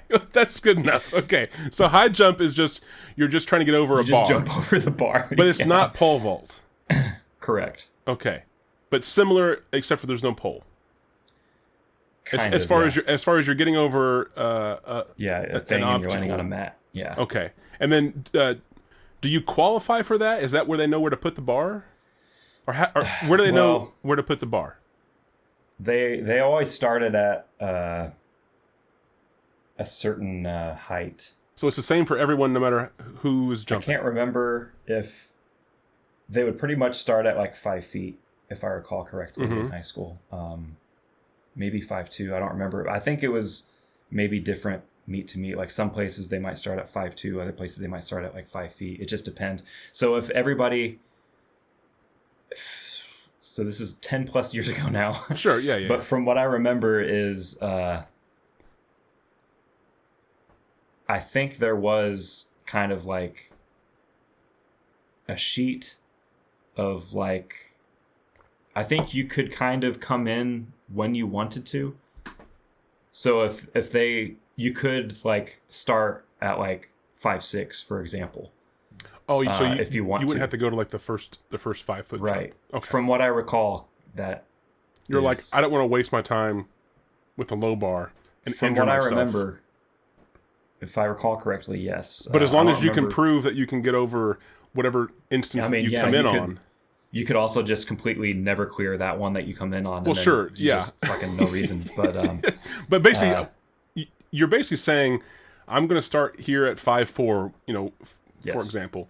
I'm basically saying I would have cleared 5 and 5'2", so I didn't need to go to to that. From what I recall, I think so, yes. Okay. And then basically, is it just jumping over until someone is the last man standing? Yeah, so... Okay. You have 3 chances, of course, if you can't clear it on your 3 chances, then you're out. But if you clear it on either of the other 2, you advance to the next height. They go up 2-inch increments. So... What was your highest? My highest was 5'10". Oh, wow. If I recall correctly. And so I think it was the last meet ever senior year. How tall are you? 6'1". So you almost jumped yourself. Wow. Yeah, if I recall correctly, at the last meet ever, my senior year, I cleared 5'10", and then it was up to 6 feet. And on my final jump that I did, I got over the bar, and like my heel nicked the bar and fucking knocked it off. Damn. And I was so pissed off. And so senior year, I also did the 4x100 relay. That's where you gotta hand off the torch, or like the thing. Yeah. Okay. So the 4x1 was where all 4 people run 100 meters, hand off, 100 meters, hand off. I was the last one. Oh, the finisher. Yeah, the finisher, as they call them. Yeah. And Gotta bring up the rear. all 4 of us that were doing that all really sucked that day, our last meet. Oh, And just we were that day. all really pissed off. Oh, yes. no. And so whenever the 4x1 was coming up, that was the last event for all 4 of us, from what I remember. Like, we had all sucked on our, like, the Individual normal stuff. events that we like to do. We all sucked that day. Yeah. And so we were all really pissed off. And we were, like, seeded worst out of all of the teams there. Like, we were last. And we were so pissed off. We were fucking 1 slot away from advancing in the 4x100. Like, I think we came in 5th, and we needed to be in 4th to advance to regionals or whatever. Yeah. And so we were so pissed off that we did like way better in this one event than we were expected to do. Oh. But we still didn't do good enough to advance, and so that was it. That was the last of it. That's unfortunate. But yeah, no, track was really fun. It was more, I mean, there was still kind of a team thing where, like, obviously you're with your friends and you're all on the same team, but it was more individualistic, where it was you based all off had of your like, individual skill, your own personal event that you're doing. Yeah. It's not like You let everybody yourself needs down. to. Yeah, so I kind of liked that. I also liked just because we were all really good friends, and some of my best friends were doing track as well, and so it was just getting to hang out with your friends after school and dick around. And my friend Wes, I remember he would. I remember him saying that him at least once, I recall him telling me that at a meet he was like, we should go talk to girls from the other schools and see who could get friend zoned fastest. So I thought that was great. There was one time we were at a meet in West. It was one of the hardest that I've ever laughed. It was one of those things where it was like the perfect person said the perfect thing at the perfect time to just like kill you. Yeah. And like any other circumstance, it wouldn't have really been that funny, but it was just like in that moment, it was like the funniest thing that has ever happened. And it was one of the first times ever that I can think of where I was like crying from laughing so hard, and I was like hunched over and I couldn't stand up straight. Breathe. And so it was like we were at this meet, and the meet was basically over. There was like one more event that was happening, and so me and the other guys were like up toward the entrance of this place, like kind of just waiting for it to end so we can walk to the bus. Yeah. And there was this kid from some other school that we saw like across the track, like outside of the track, walking in his track uniform out into the woods by himself. And Wes, my friend Wes, was like, he just said he's probably going to go kill himself. And I just lost it. And I was like hunched over, and I was laughing my ass off for like probably a good 5 minutes. I couldn't breathe, and everybody else in this group that I was with was like dying at how hard I was laughing at that. And then I finally was like recovering, and at the same time I was finally recovering, like the rest of his team were all walking out into the woods. And There Wes makes the comment that they're probably gonna have a gang rape murder session. God. But he said that, and it just fucking 2 in a row. I just fucking was dying, and I was like, tears were like dripping onto the ground, and we like had to walk up to the bus, and I was like sitting on the bus, and I was still laughing, and everybody was like, "Are you okay?" And I was like, "No." You had to be there. That's awesome. Yeah, so that was a good memory of mine. I remember, a lot of times I would just hang out with Wes. He was so funny. Right. So one of the few people I still keep in touch with. But go ahead. Well, that's good. Yeah. So then that was the end of your sport. Anything. Well, so until 10 years later, watched American football. The American football. Yes, I watched it for another. I still watched it. So I graduated in 2015, and then What was your still team? watched the Washington football team. Oh, really? Yeah. Yes, the one that had the racial slur for a name. The Commanders now. They're the Commanders now. Yeah. Yeah. So I still watched for a couple of years, and at a certain point, I kind of just was watching it less and less year by year, to a point where I was kind of just like, I don't really care about this that much anymore. And then I was around this same time, by coincidence, I was already not really watching it that much, but the Kaepernick stuff was going on. That 2017, circa 2017, I think. And I was like, ooh, yeah, well, I'm really not interested in supporting this organization at all anymore. Right. For political reasons on top of lack of interest. Because it would be one thing, like, if that happened in like 2010, I probably would have been kind of bummed, but I'd be like, what are you going to do? Keep watching it. Yeah, still a fan. But at this point, I was already losing interest, and then that happened, and I was just like, I just don't have any interest. It killed whatever was left, this. Right. But I think there was a couple years that I still would just like, I would tune in to watch the Super Bowl, and I would only watch the Super Bowl. But then I haven't even done that now for probably 4 or 5 years. I kind of just lost all interest, and everything about the NFL was really gross, and I just kind of stopped caring and wanting to be involved in anything related to the NFL. So right. I never liked college football at all. I used to watch March Madness a long time ago, but I haven't watched that in probably 10 plus years either. I don't really care that much. I never really got into basketball or any other sport really, for that matter. I tried to get into baseball at one point. I thought it was horrible. Did you ever watch it? So have you only ever watched it on TV? Yes, I would go to a game. Yeah. And I'm not saying that the game, the sport aspect of the game is any better in person.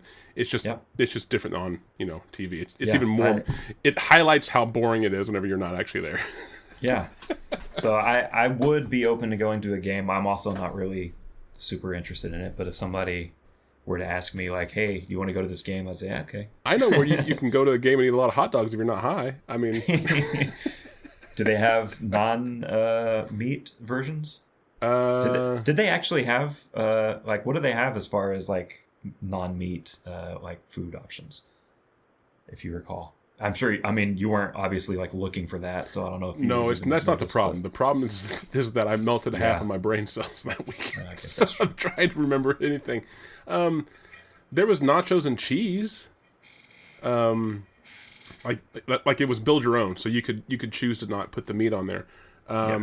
There was a potato salad but it was like a fancy potato salad. It was like the red skin potatoes. Yeah. There was like a rice dish. So I can go to a game and have rice and potato salad and nacho cheese. Yeah. Nachos. There were plenty I'm not even opposed to that. Dessert options. I love all those things. And then like free alcohol. So there's that. So I nevertheless never been into any other sport really, and until then so I decided in this big time Brit kick, as we're gonna call it. I've always been into just British things in general, like entertainment and media and just most culturally. Of your music taste are all British bands. I've always just been fascinated with it, and even I can remember maybe freshman or sophomore year, maybe eighth, ninth, or 10th grade, somewhere in there. I remember even at one point floating by to my mom that I would love to foreign exchange student to England. Oh, really? Yeah, I really wanted to. I've always been just like really interested in England, and so anyway, being on this bigger kick where I watched a few movies and was watching some British TV shows, The Inbetweeners, Peep Show. You had your BritBox.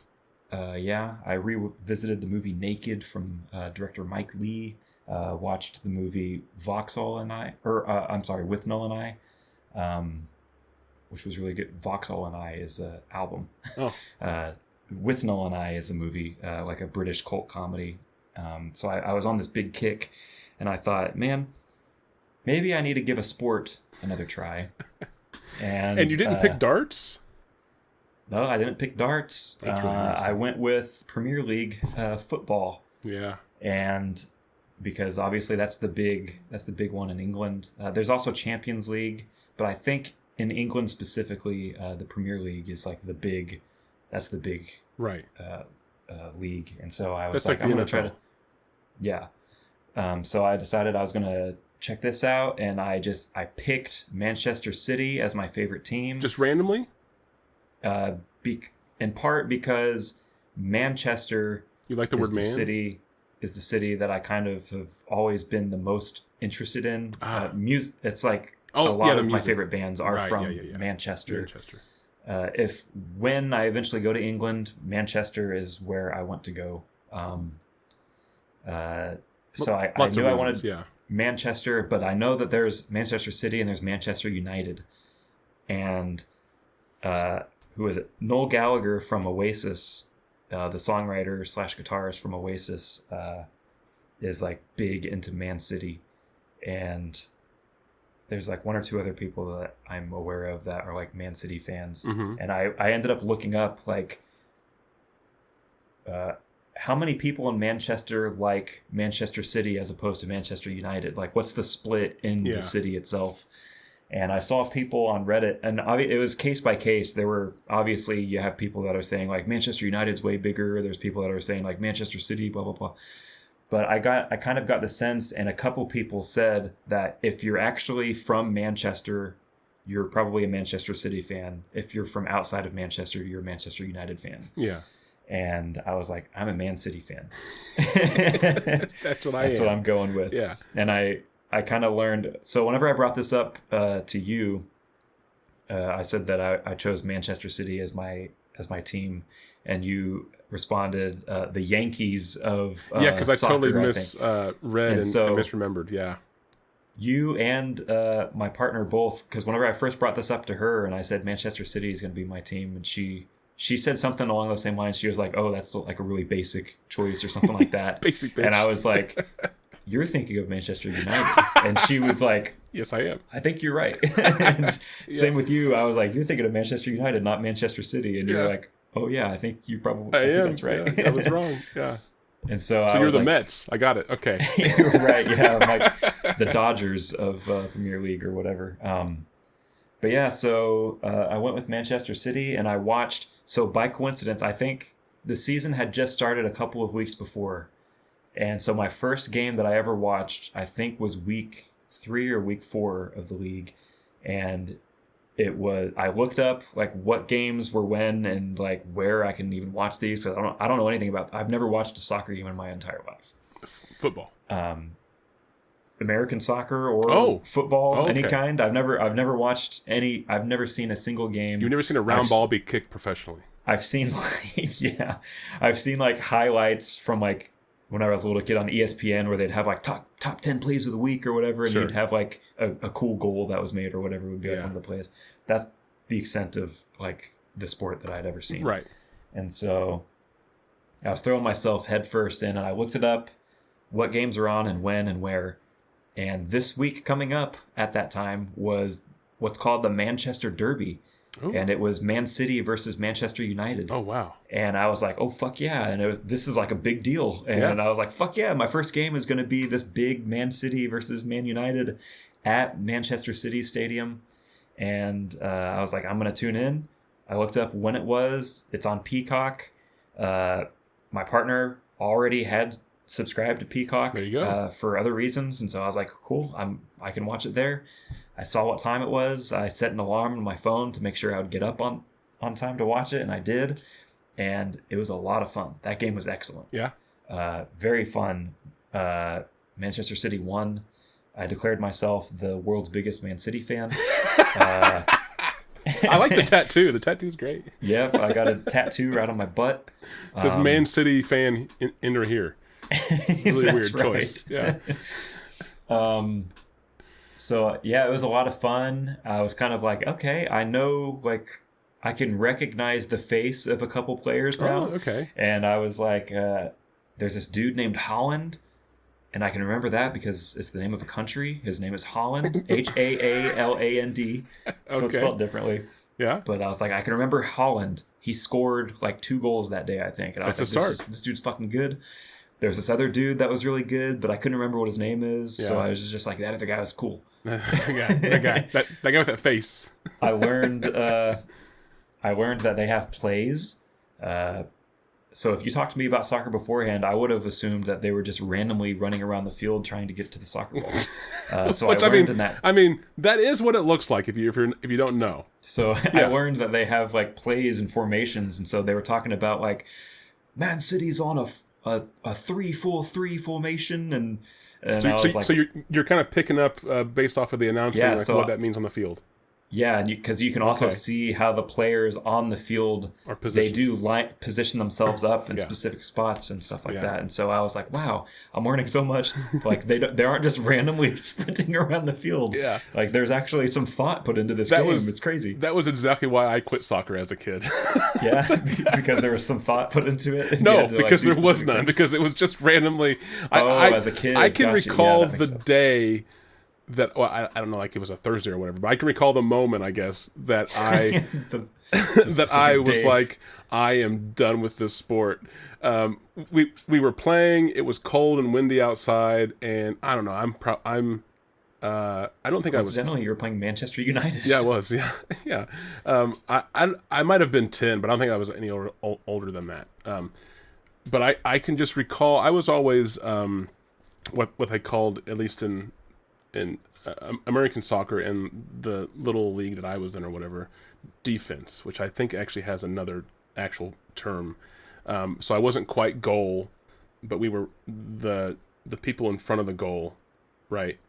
And I can remember watching all of my team, except for the other defensive player, and all of the other team as a human amoeba, all like following wherever the ball was at, just going around the field, just everyone trying to kick the ball.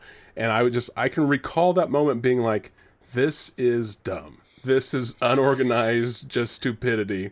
I am done with this sport. Yeah. But before that, I really loved it, and I really was like trying hard, and I wanted to be like really. I couldn't run very well, like very like fast enough, so I was never like any kind of forward position by any means. But I was always big, and I could react quick. I just couldn't sustain the quickness as far as being able to get down the field and back or whatever. So I was always either defense. Occasionally I was put on goal, but not very often. But yeah, like it was literally, it was me and like one other guy who was on another team, and everyone saw us as like opponents because we were both giant for our age. And he ended up going on and playing football in high school. And I played in the band.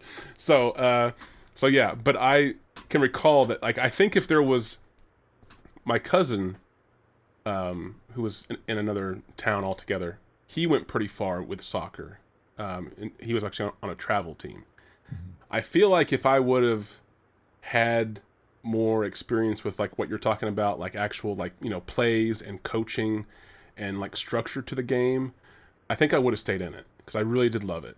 But I just remember that one moment where I was just like, this is just a bunch of people chasing a ball. Yeah. So you're right. Like that's what it looks like if you don't really know what's going on, right? Yeah. So I've watched every game since then. Nice. I've even watched like games that Manchester City aren't in. It's not like I've just been watching them. I've been watching other teams. Yeah. So playing you and whatnot. So you also just like the sport itself. I'm still definitely learning a lot. But it's very entertaining. Like there hasn't been as much of a learning curve as I expected either. It's not like I don't know. I feel like it's not like I had a ton to like pick up on or anything. I did learn one other thing specifically that I learned was that there's a penalty called offsides, and I didn't know that. Yeah. In soccer, I didn't know that was a thing. Yep.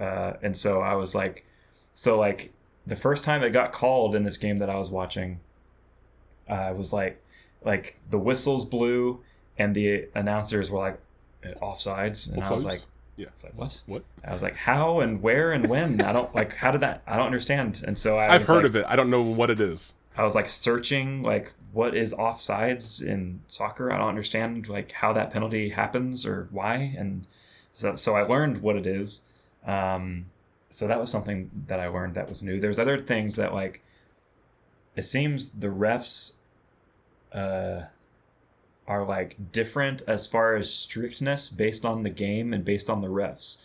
Yeah. So right. on the Premier League matches that I've watched, there will be some matches where if somebody goes in for like a slide kick and like takes a dude out, the refs like won't do anything. They'll just let the game continue. And then there's other games where anytime somebody gets tapped, the whistle blows and they do like a free kick or whatever it is. Oh wow, that'd be really boring. It's game by game. A couple of the complaints that I've had about Premier League so far have been, one, we talked about advertising on this show recently. The advertising is borderline American-esque, where like constant all over the which place. I mean is just England is borderline American-esque. Well, yeah. It's called capitalism, not American, but yeah. Yes. Well, I feel like America is like a very specific, like, uber, like, commercialized, like, hyper commercial, like, even compared to other, like, in Europe and stuff like that. Yeah. You know? So one thing that's cool is there isn't really commercials during the matches because the time doesn't stop. Thing? Not really. So the only thing that I've noticed is that they will hover like a company name at the top of the screen or whatever. So it'll be like the timer in the top left corner, and then like to the right of it just says Taco Bell. That's kind of cool. I like that. I was like, so we were watching a match, and I actually pointed out, I was like, why does it just say Taco Bell at the top of the screen for no reason? I mean, but hold on a second. But that's almost what it would be like if an alien watched TV. You're watching a show with a story, and then all of a sudden a Taco Bell commercial comes on. I think the alien would say the same thing of like, why is it just suddenly Taco Bell? Why are they telling me about Taco Bell? Is this part of the plot? Is this part?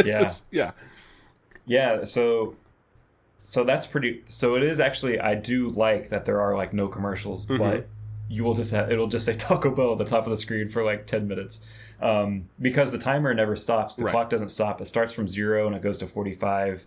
And anytime the game stops, the timer continues to run, and then they just have like, and that's the half. They just add time at the end of the 45 minutes. So any stoppage time, it actually is called stoppage time. They add on at the end. So you'll hit 45 minutes, and you'll hear the announcers be like, and then there's 6 minutes of stoppage time, and so it'll be like +6. You're right, and it'll like count up to 51, for example. Right. Yeah. But that's also commercialized because it's always like it's Lexus stoppage time or whatever is what it is. But there's no commercials, which is great. However, the thing that I really hate is, as far as this commercial complaint, is the team jerseys are just advertisements. Yeah, where it's like it's just Manchester City's, I guess like sponsor or whatever is like Etihad Airways is what it's called, and so. They have the Manchester City jerseys have like a little like their team emblem on like the left breast of the jersey, but in gigantic letters on the main portion of the jersey it says Etihad Airways. And so if you're just like seeing a jersey, you'd be like, this team is called Etihad Airways, right? Because we're used to seeing like the team name being the biggest. Yes, yeah, that's what you would hope for. So there was actually talk about getting a jersey that we were having at one point, and I was like, I just wouldn't want to wear it an airline. It's just I would just be walking commercial for this airline for some reason. I was like, I'm probably not going to get one of those jerseys. The hat's nice though. The hat is just the it's just team emblem. Yeah, it's really nice. Blue with team colors there. I love the color. Yeah, it's good. My second, aside from the commercial aspect of like the jerseys just being an advertisement for a company, like I think one of the teams has just a gigantic T-Mobile logo on their jersey. Yeah. There's like, it's just so stupid. But anyway, the other complaint that I had is like how much flopping there is. Oh, like diving, for example. Yeah. So there's a lot. Every single game that I've watched, there are multiple instances where a person will get like tapped on the ankle, and they'll instantly drop and they'll hold their knee and act like they're wailing in pain. It's the worst thing. Yeah. And the Oscar goes to... It is so annoying whenever it happens, because they'll show it on the replay and it'll just be like, for real, they'll just get like tapped in the back of the foot and they'll drop and they'll hold their knee. And it's fucking even worse kind of whenever the refs don't stop, because they'll go down and they'll hold their knee, but the game will continue. Then they'll just hop back up and start running like nothing ever happened. They didn't sell it enough. Yeah. It's fucking Now, are awful. you just as annoyed whenever your team does it? Yes. It's awful. I hate it. I didn't know if it was like, I hate when the other team does it. Yeah. There was a thing that I remember listening to. I think it was a Make Room for Sports a long time ago. They had this guest on, this woman, and she was like a big soccer person, American soccer person, and she was really advocating for watching the National Women's Soccer League. Yes. And they won a championship like 2 years ago. One of the bright spots for her, as far as like the women's soccer division in the U.S., was that she actually said there was a lot less flopping than there are in the men's soccer. And I was intrigued. And then I actually, before I started watching Premier League, I actually was going to watch women's soccer. And I chose at random that Seattle was going to be my team because I thought Seattle was a cool city. Yeah, I know, yeah. Their team is called the Seattle Reign, Reign. Okay. I knew the Sounders was the men. I didn't know the women's. Yeah, but it's the Seattle Reign. And I was like, okay, we're going to be Seattle Reign fans in this household. And I looked up when the games were, and I was like, we're going to start watching this. And then I would just never think to do it ever. Yeah. And I never did. I've never seen a second of them play. And so I kind of just like moved past that. And then it clicked to me one day, just like, why I should try to watch Premier League. Yeah. And it's gone really well. So this last weekend when we didn't record was like an off week. So there were no matches last week. And then so they return. Man City plays at 10 a.m. tomorrow on Peacock. There you go. They're playing Everton. And Man City is doing pretty decent. They started off the season fairly rough. But they are on a pretty good streak right now. And I think they are ranked 5th in the league out of 20 teams. So I've done a lot of reading about just how Premier League works in general. So I didn't know that there wasn't like a championship or like a playoff situation. It's just your team gets points for your standings. Your team gets points based on whether you win or draw or whatever. So if you win your match, your team, you get 3 points on the standings, like on the leaderboard or whatever. If you have a draw, you get 1 point, and if you lose, you get 0. And so basically, the champion of the league is just the team that has the most points at the end of the season. So every team plays each other twice. You play at home and away, every team. So you have that's fair. 38 games that they have to play. So yeah, it's pretty interesting. I'm excited to see what happens next. Liverpool was number 1 for several weeks. They actually just lost their first match a couple weeks ago to Crystal Palace. Beat them. Yeah, cool name. Right, yeah. But yeah, Crystal Palace beat Liverpool. It was their first loss. And then I think Liverpool, the week after that, I think they lost again. So they have lost twice after being like 6-0 to start the season. That early start, it's that confidence, and then you get kind of which is good because I think Man City plays them in a few weeks. So I'm hoping that they're still shook and they're slumped. as it were. Yeah. So final question: Have you looked up or have you thought about going to any local, like American soccer games? No. Are there any in Ohio? Like Indianapolis has one. I don't know. Indy 11. I think Mel might have been telling me about something in Cleveland or Pittsburgh. One of the two. I think maybe somewhere around there. I could be wrong. Because I wanted to go to something Indy 11 game for a while, but I haven't gone. I would say there is one, or there is one in like planning for Cleveland. I want to say. I don't know. Like expansion or something. I haven't really looked. But we have wanted to do a trip to England for sure, and we do really want to go to a Man City game in person. A footy game if and when we go. Yeah. I think that'd be awesome. They do like stadium tours, and I'd like to do one of those too if we go. when we go, hopefully. There you go. The games don't seem to be super expensive either. I've looked up ticket prices; they don't seem like they're crazy expensive. Yeah, because they get most of their advertising or most of their money from advertising. So well, like I feel like American football tickets are fucking stupid. well, that's because it's the opposite. It's the other way around. The teams aren't sponsored in America, so all of the team's revenue comes from ticket sales. It's just the stadiums. Like the stadiums are all sponsored. It's like the Washington teams, like FedEx Field, and you have like fucking Gillette Stadium. So and shit like the that. stadiums are sponsored, but the stadiums don't Awful. own the teams. Don't own the stadiums, right? Well, except for like Green Bay, maybe. But so the teams in America, at least for the NFL, I think NBA and all the rest are the same. But the team's revenue comes from ticket sales. So they have an agreement with whatever their home stadium is, and then the stadium recoups their loss for having to pay part of the ticket sales to the teams by having a sponsor. Whereas in England, most of the team's money is coming from the sponsor, and then the stadium is the one that keeps the ticket sales. So that's probably why ticket sales are much lower. I don't know. Because because it's also Etihad Stadium, and like the stadiums are also branded like that too. well, that's what I'm saying is that that could be different. But I think that's why the ticket sales are so low is because all the money is coming from advertising, basically, or sponsorships. Also, is this different for the NBA now? Because I think Melissa was telling me that this thing with like a giant company logo is also in the NBA now. She was telling me that because I remember complaining about this, and she was like, "Yeah, it's like that in the NBA now too." Yeah, teams are getting more sponsored. Like there's one, I think it was like the Knicks. They're sponsored by Emirates, I think, or like one of the like Saudi airlines. Oh, that's good. Yeah, exactly. So I said, did 9/11. I was like, oh, that's fantastic. Yeah, the New York Knicks. Yeah. But yeah, so that's becoming. Yeah, exactly. In an airline. Exactly. Yeah, it's like 4 layers. There was a lot of questionable things happening, but that is becoming more prominent. Yes, and that's just because these teams need more money.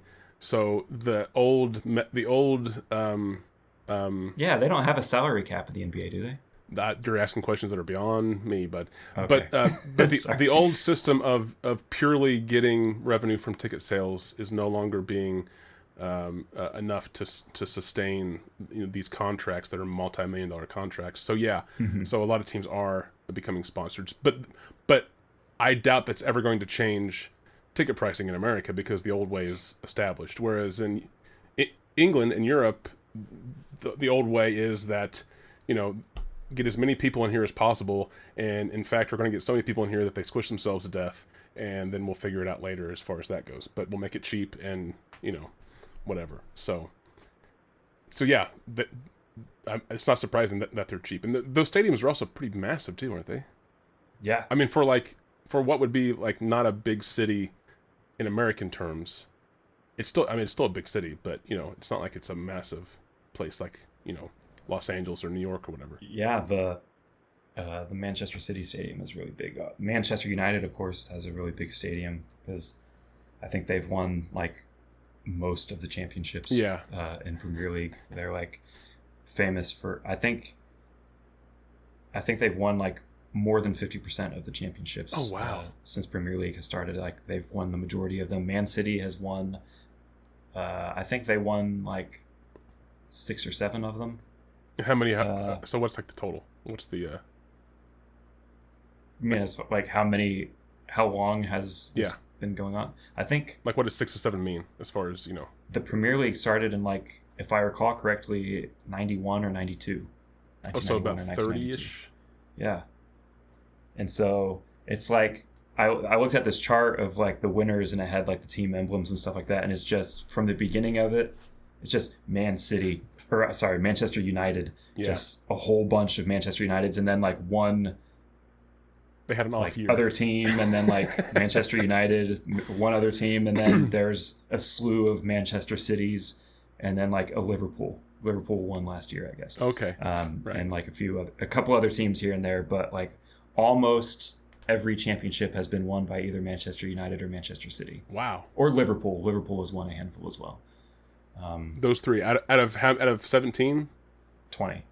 So yeah, also the way the league works. So they also make it, I think, really interesting and good idea is unlike an American football where you have like one team that's just like shit and they suck for like 20 years and they like never win any games, you know? Like, Yeah. for example, the Cleveland Browns were like notoriously really bad, like never won any games Sure. and stuff like that. Always the worst team in the league. Yeah. So the way Premier League works is at the end of the season, the bottom 3 teams are just dropped off. And so the worst 3 teams at the end of the season get basically demoted to the next lowest tier league, Oh. and they get replaced by the upper 3 teams from that league up Wow. into the Premier That's cool. League. So there actually are stakes. So they actually rotate the worst teams out. That way there's not just like 1 or 2 teams that just suck every year all the time. Well, sure, but I Yeah. guess that's what I'm saying. There actually are stakes to this in the sense Yeah. that it's not just that you might have like low attendance or whatever. It's like you might actually lose like the league that you're in. Yeah. That's cool. So there's this team, I don't know where they're from, but the team is called Wolves. They're called Wolves.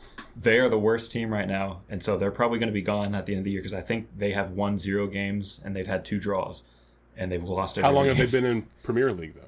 I don't know.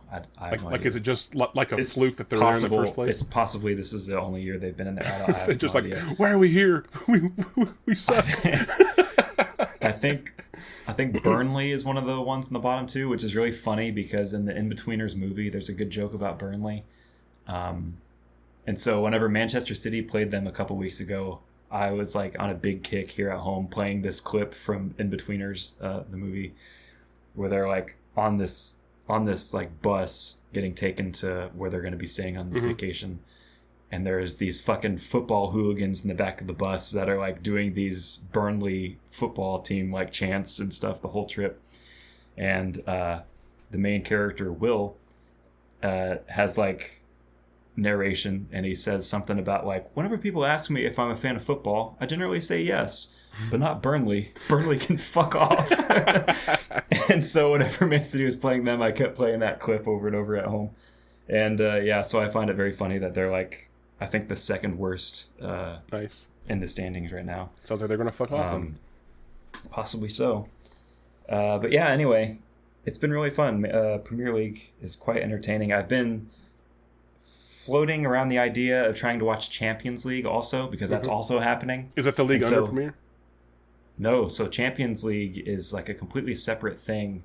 So where like Premier League is like Great Britain specific, England, Wales, and I think maybe Scotland is involved as well. I could be wrong, but it's just like the Great Britain Yeah. is Premier League, and Champions League is all of Europe. Oh, okay. but there are Premier was teams- all of Europe. Okay. There are teams from Premier League that are in Champions League also. So, like, for example, Man City, they're doing Premier League and Champions League. So they'll play a Premier League match on Saturday or Sunday, and then they'll do a Champions League match on Thursday. Wow. So they're doing 2 matches every week, which seems fucking exhausting. It seems insane. Yeah. But yeah, so I've kind of been toying with the idea of watching some of that too. But to watch that, I would have to get Paramount Plus, and especially with recent acquisition stuff, I probably won't Yeah. do that because I was thinking about doing it, and then this stuff kind of happened recently, and I was Now, I probably won't support it. Is it which one? Is it Premier or Champions or both? That plays for the World Cup. I don't know. Because I have watched the World Cup a couple times. Not the whole thing, but I think that only happens every 10 years. And I remember. I think it's. Is it? I thought it rotates every, or I thought it was a couple of years, and then it's the men's version, and then like on the in between years, it's the women's version. I thought it was like 2 or 3 years in between. I always which remember. I don't know. I always remember because my first time watching it was in 2000, and that was only because Drew Carey had a show about it where he was a photographer. I think that was 2000. And then one of like the tidbits about it that stuck with me was that it was only every 10 years. Oh, I see what you're talking about. So yeah, the World Cup is the one where you have like the national teams. So the Champions League is just Europe specific, and it's not like it's England versus this other country. It's actually like Manchester City, for example, and it's like the best teams from each country, I think, are competing in Champions League. Right. Whereas the World Cup is like the country, like a national team is assembled. So that's okay. So it's assembled from those teams. It's not like it's not like some kind of standing where like the best Champions League, whatever. It's more like they pull players from wherever. Yeah, to represent. I believe so. So okay, it's more like the Olympics 2026 for is soccer, the next one, basically, right? From June to July 2026, it will be hosted. The United States, Canada. That's right. right, because there was some good Yes. like who's going to show up for this? But was but was the last one then in 2016 or 2015? So is it every 5 years? I think it was just a couple of years ago though. Why do I have the 10-year thing in my mind? 2022. The last one was in 20. So I think the way it works, if I recall correctly, is so the last men's one would have been in 2022. And then the women's one would have been 2024, the men's one in 2026, the women's one will be in 2028. I think they rotate. But why that doesn't answer the question of why I remember specifically it being every 10 years. Because your brain's broken. Well, that's fair. But because I was really amazed, I was like, why would they wait so long to play again? I mean, I don't have any other answer for your question other than you just were wrong. Misremembering a thing that was said 15 years ago is the likely answer to this. One of our listeners will write. I mean, we have some European listeners out there. Maybe they know at least more. one, I think. Yeah. All right. Well, anyway, is that everything? Can we wrap up? It can be. Yeah. Anything else? We've been my neighbors are going alive, at by the this way. for a minute. I watched them. Yeah. I watched them walk the dog. So, well, at least one. Or at least so you thought. No. At least you thought. At least the one that I know was alive to begin with is still alive. So, but that saga's over. It could be a Mission Impossible-esque like face mask. Or he could have murdered his wife, and her body is still in the and like had the dogs eat the corpse. They got a new dog, or he did at least. It's a little puppy. So that's not a good sign. I know, but that's all I have. Things don't sound too good for the wife. That's all I have. So at least one of them is alive. And there's a new dog. There's also a new puppy. So, which the last time they got a new puppy, it was because they knew that one of their older dogs was about to die. So, oh, that's good. Did you ever find out like what was going on that day? Nope. Or like why there was an Arby's food bag just sitting outside? I don't think my mom's ever gotten a response from why the living room was in disarray. Nope. I don't go over. I just saw him walking the dog the other day, and I was half expecting because I was going out to my car to leave. I think last weekend to go down to the haunted house, and I was leaving my garage, walking out to the car, as the older gentleman who lives next door with his wife was also leaving with the new dog, and I was half like waiting for him to like at least acknowledge or wave or like we're alive, or something like right. Nothing. Still here. Not a thing. Like almost like ignoring me. So I was like, oh, and you haven't seen the wife since? I haven't seen the wife for like 6 years.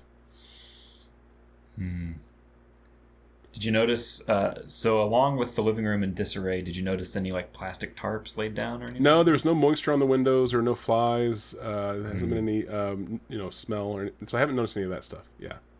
Okay. But there's still technically no proof that she's alive. There's still, no. I haven't even checked to see if the Arby's bag has been taken inside. It could still be out there. There is just rotting Arby's outside for weeks. Yeah.